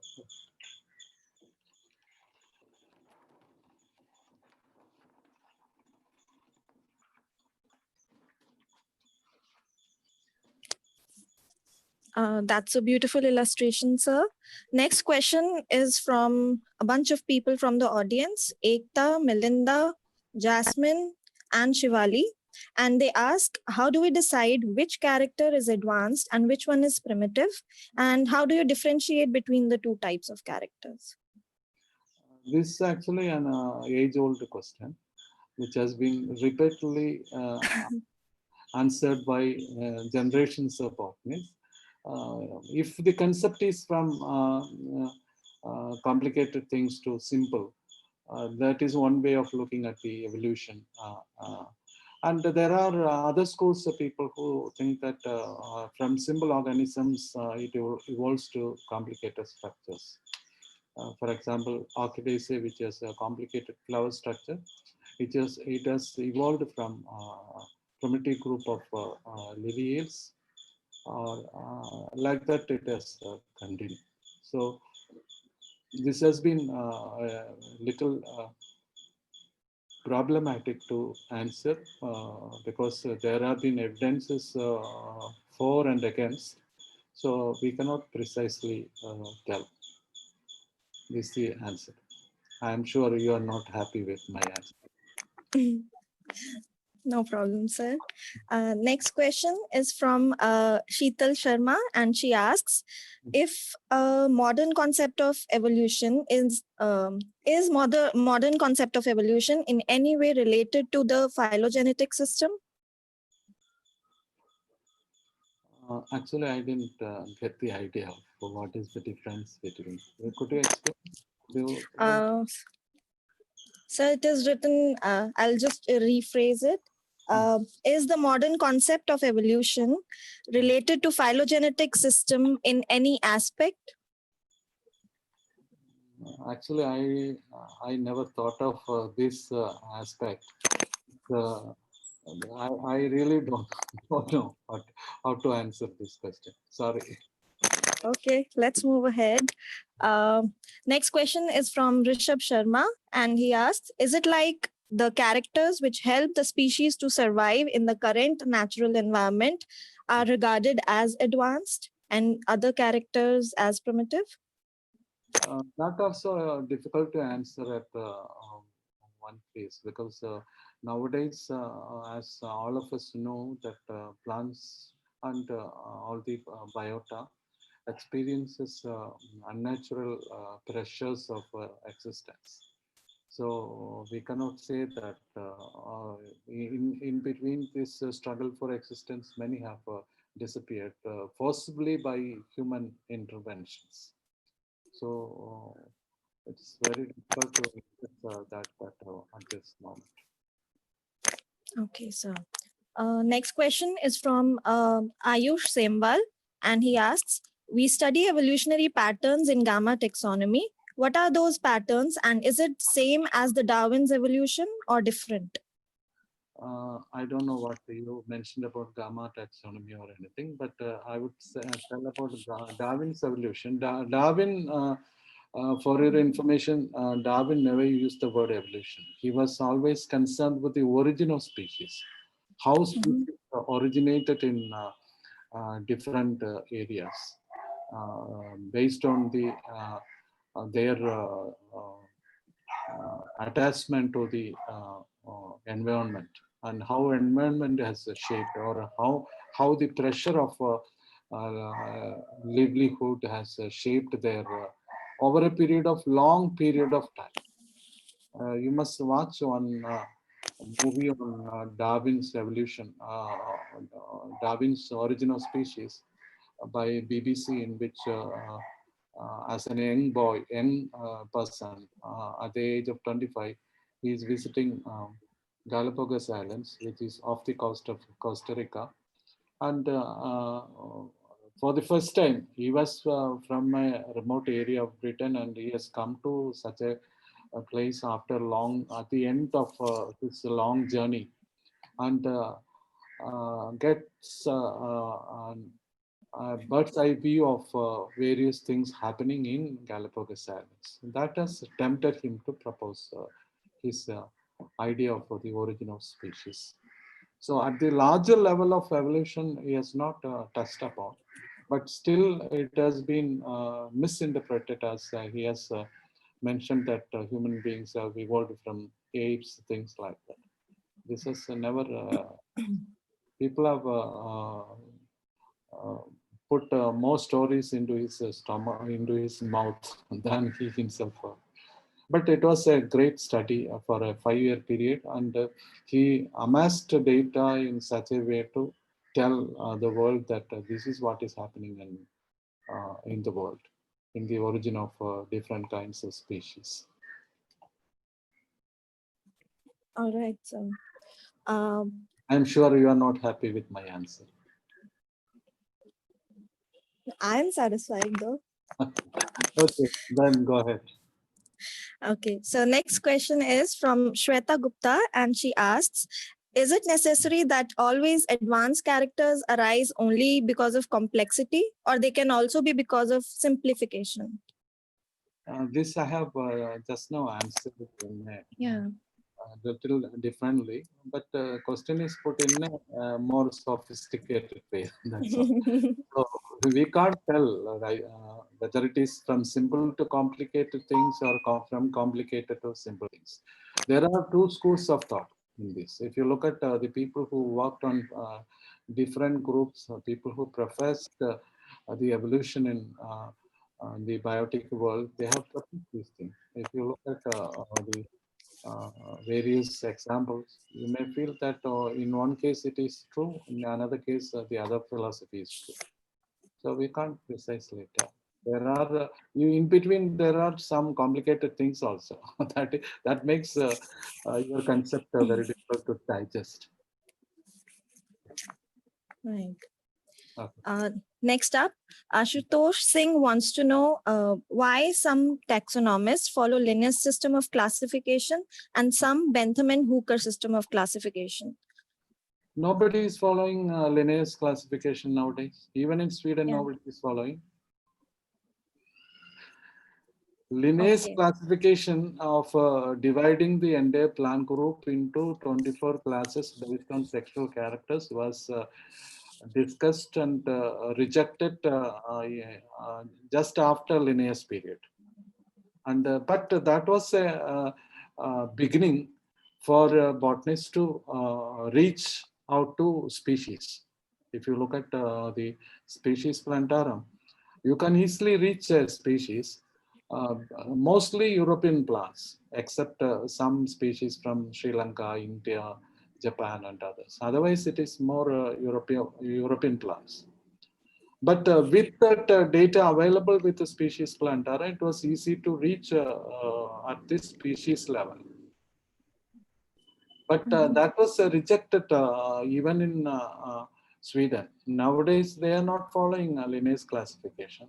They cannot follow it because it's a most artificial classification. People are now looking for, earlier it was in 19th century, it was natural classifications, and at the beginning of 20th century, it was phylogenetic classification. Now it is APG4 classification. So that's the difference. Shivali Sharma wants to know from where we can get information related to the plant's botanical names with Indian origin, as you told about Ixora and Vanda. There are some books, there is one book called Generic Names, Meanings of Generic Names of Indian Plants. There is one book by M.P. Nair. Available in Bishan Singh Mahendra Pal Singh publishers in Dehradun. That book gives each name, generic name, but not species name. Each generic name and its meaning, how it was formed, like that. Okay. And there is one international book also by Kotroschi, who explains all the genera of the world. And I haven't seen another book by Pullayya from Hyderabad. He also tells about the meaning of generic names, but not to species names. One has to read a lot to get into what the original author has mentioned.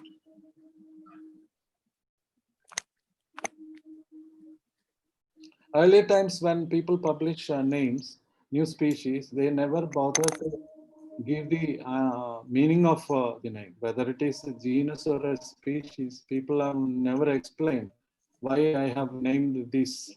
So it is difficult to, you have to do the guesswork. There were some botanists who were very purposefully written names which were confusing. Very confusing, I tell you. Very confusing. You cannot, even if you go through all the Latin books, you cannot understand. You cannot get a clue as to what. There was one botanist in Vienna, in Germany, by name Professor Henry Gustav Reichenbach. Was a famous professor, and in 1850s, 60s, and 70s, he was the famous orchidologist of the world. And he named plants, just added name on small telegraph language in Latin, description of the species and the name. And never he wrote the meaning of the etymology of the species, nor the country of origin or anything in that. So it is very difficult to and he was even called an eccentric professor. Oh. So there were so much eccentricity in botany people. That's why. But maybe because of such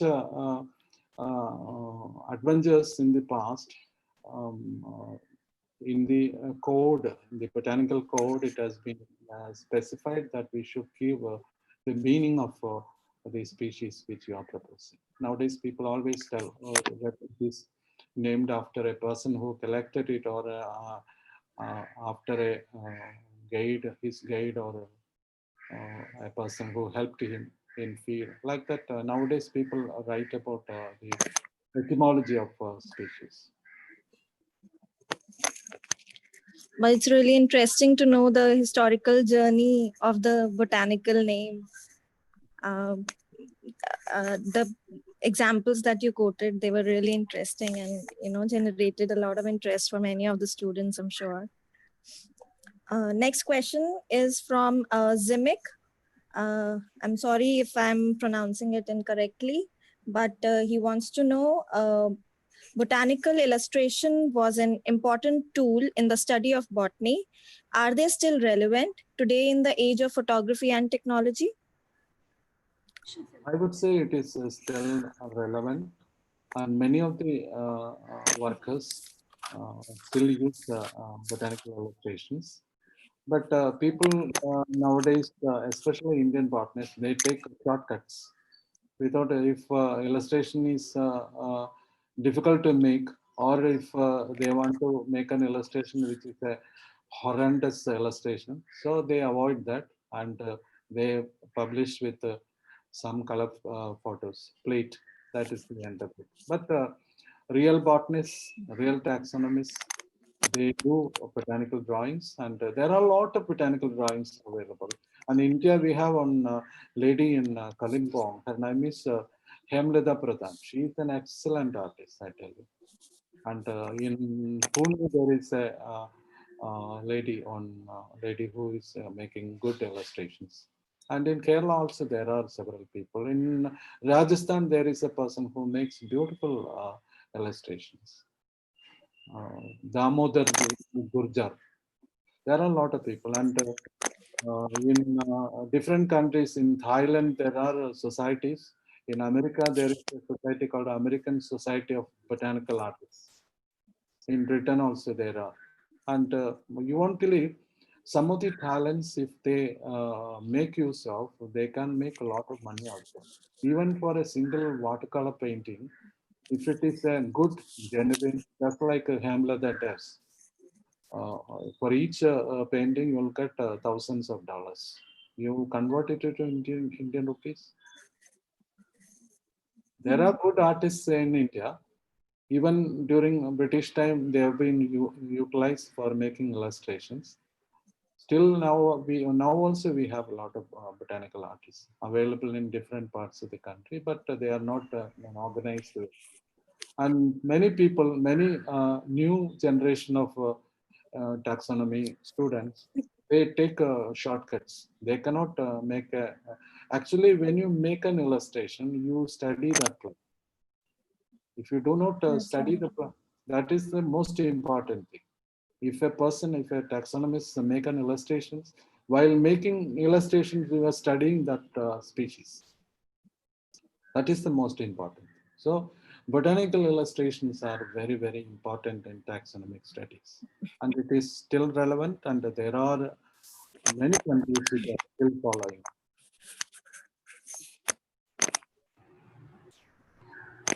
Okay, due to paucity of time, I would quickly take up the last question for today's session. And it is asked by Aditya Kiran, who wants to know on what basis gymnosperms were placed between dicots and monocots in Bentham and Hooker classification. It's a difficult question to answer. Why Bentham and Hooker had the fancy of putting them in between they have never explained it, but they thought it will be the convenient place to put it in to make the classification beautiful. Otherwise, there is no other reason. Because when Bentham and Hooker worked, there was not much evidences on the gymnosperms, and there were very few gymnosperms available, even live conditions in Kew. I don't know whether you know it or not. There was a gymnosperm kept alive in Kew for several decades. And it was originally planted in the palm house, thinking that it would be a palm. So after several decades, it flowered, and all of a sudden, the person who brought that plant from Africa died. And no name was given also. It was kept in the palm house, thinking that it could be a palm. But it was, when it flowered after 60 years of living in Royal Botanic Gardens, it proved to be a flowering plant, angiosperm, not palm. So this is the most difficult thing. It's a gymnosperm, sorry. It was not a palm. So things have happened, and they were not knowing. At the time of Bentham and Hooker's classification, there was not much evidences on gymnosperms. Of course, J.D. Hooker was one person who studied the genus found in Namibian desert, Welwitschia mirabilis, in detail, very detailed. But beyond which, there were not much studies available. So they inserted in between. We can only do the guesswork. They have not explained why it is made so. All right, sir. Although we tried to cover the maximum questions possible, I request the audience that if they still have any doubts, they could post the doubts or the queries on the WhatsApp or Telegram group or the official email ID provided to them. And this holds true for the upcoming further sessions as well. And those queries would be forwarded to sir or whoever the speaker is in the upcoming sessions and will definitely be dealt with in due time. And now I request the convener of this course, Dr. Renu Soni, to present a vote of thanks for Dr. Satish. Thank you. Have a wonderful day. Thank you, sir, for clearing doubts of participants very excellently. And as said by Dr. Akansha, it's truly an enriching experience for all of us. Okay. Now I request Geeta Mathur ma'am to propose a vote of thanks to Dr. C. Satish As both of our very good friends, so I requested Matra ma'am to say a vote of thanks to sir. He's my great friend in Delhi. Thank you, sir. Thank you, ma'am. Ma'am, mic आपका unmute. Mute her. Thank you, Renu, for giving me this opportunity. And as you have already mentioned, we have been friends and for nearly 25 years. And I am very happy and, in fact, honored to be thanking a scientist of international repute today. And it has been wonderful listening to you for 2 days. I must say that a topic like history of classification is generally very difficult topic to grasp for students, but your narrative, just story like narrative with all those beautiful slides, has made it so easy to understand and to register. I'm sure our students are greatly benefited, not just students, faculty too. And I must thank you for taking us through the journey of taxonomy and bringing all these original photographs, which most of us cannot find anywhere else. They are, most of them are not on the net. And as Dr. Mehta has told in the morning, we had gone for a educational trip to his institute, and he was so generous that he showed us all his precious collection of books, and not just books, even all the currency notes and the coins that he showed in his presentation. So we really enjoyed both your talks and have learned a lot from them. The As far as the system of classification by Hooker is concerned, by Bentham and Hooker is concerned, it is important for all of us, as just now you have also emphasized in the discussion session, that we must be familiar with this. And another reason which I can add to this is that all our floras are based on this system. If you look at flora of Delhi, it is based on this system.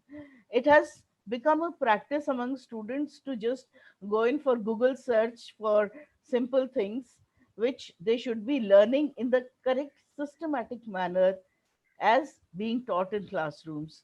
So please make it a habit to consider the floras.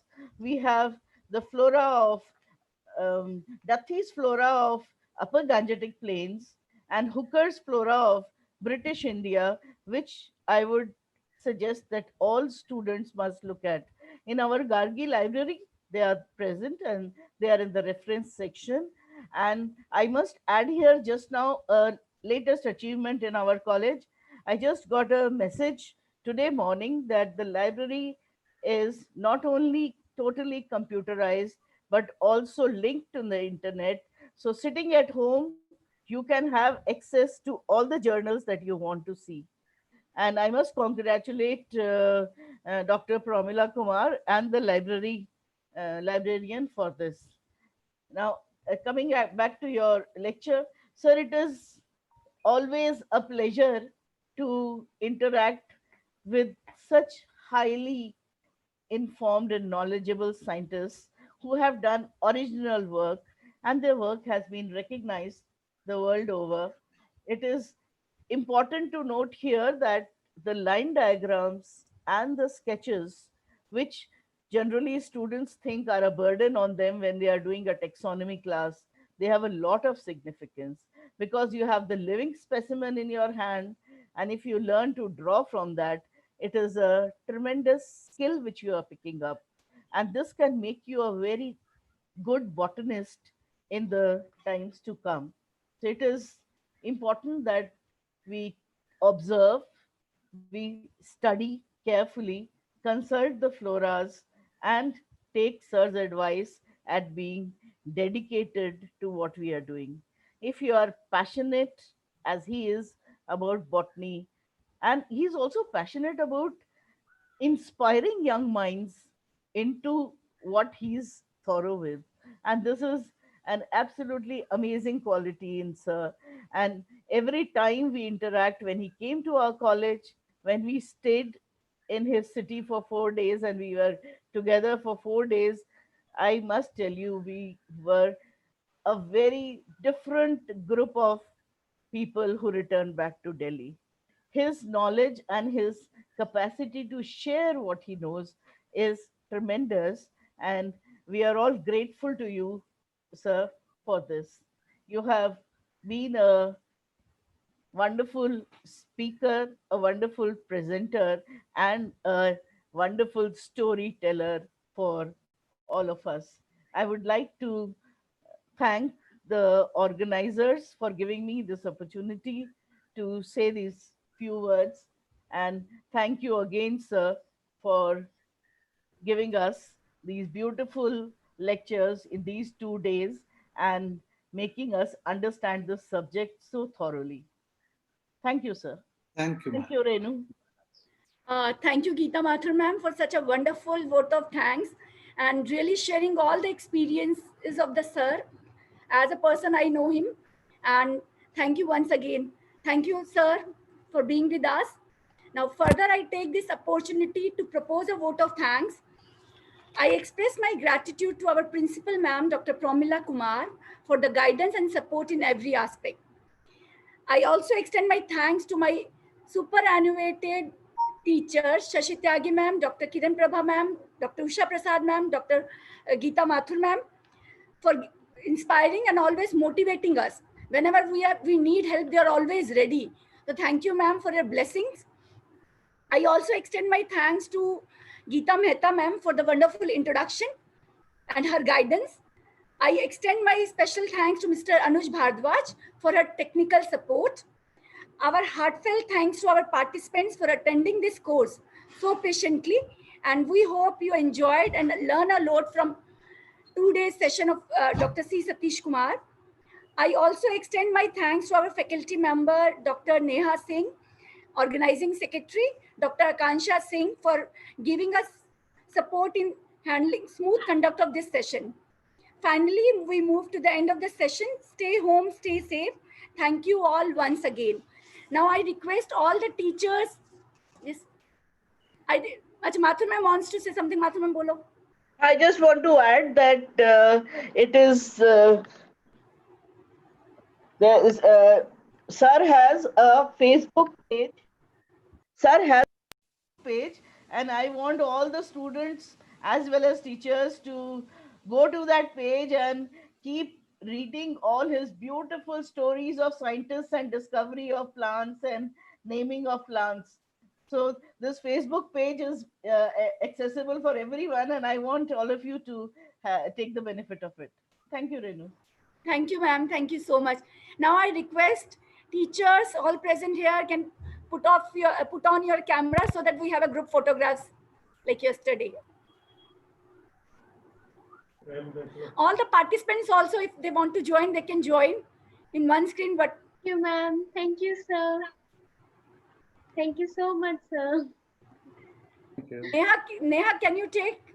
Yes, ma'am. Yes, I ma'am. request all the participants, those who are present, they can also open your video so that we have a group photograph.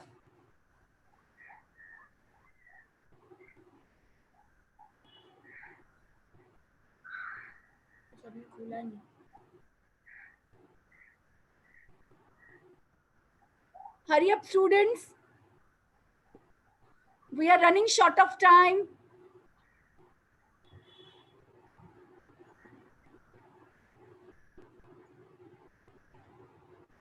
Please join. Neha एक तो ऐसे ही ले लेते हैं फिर वो देख लेते हैं. Ma'am, I have taken. अच्छा, you have taken? Yes, ma'am. Let students have. Kiran Prabha ma'am, हाँ जी मैम आ गई हैं. Kiran Prabha, ma'am. I'm not seeing them. आ गई.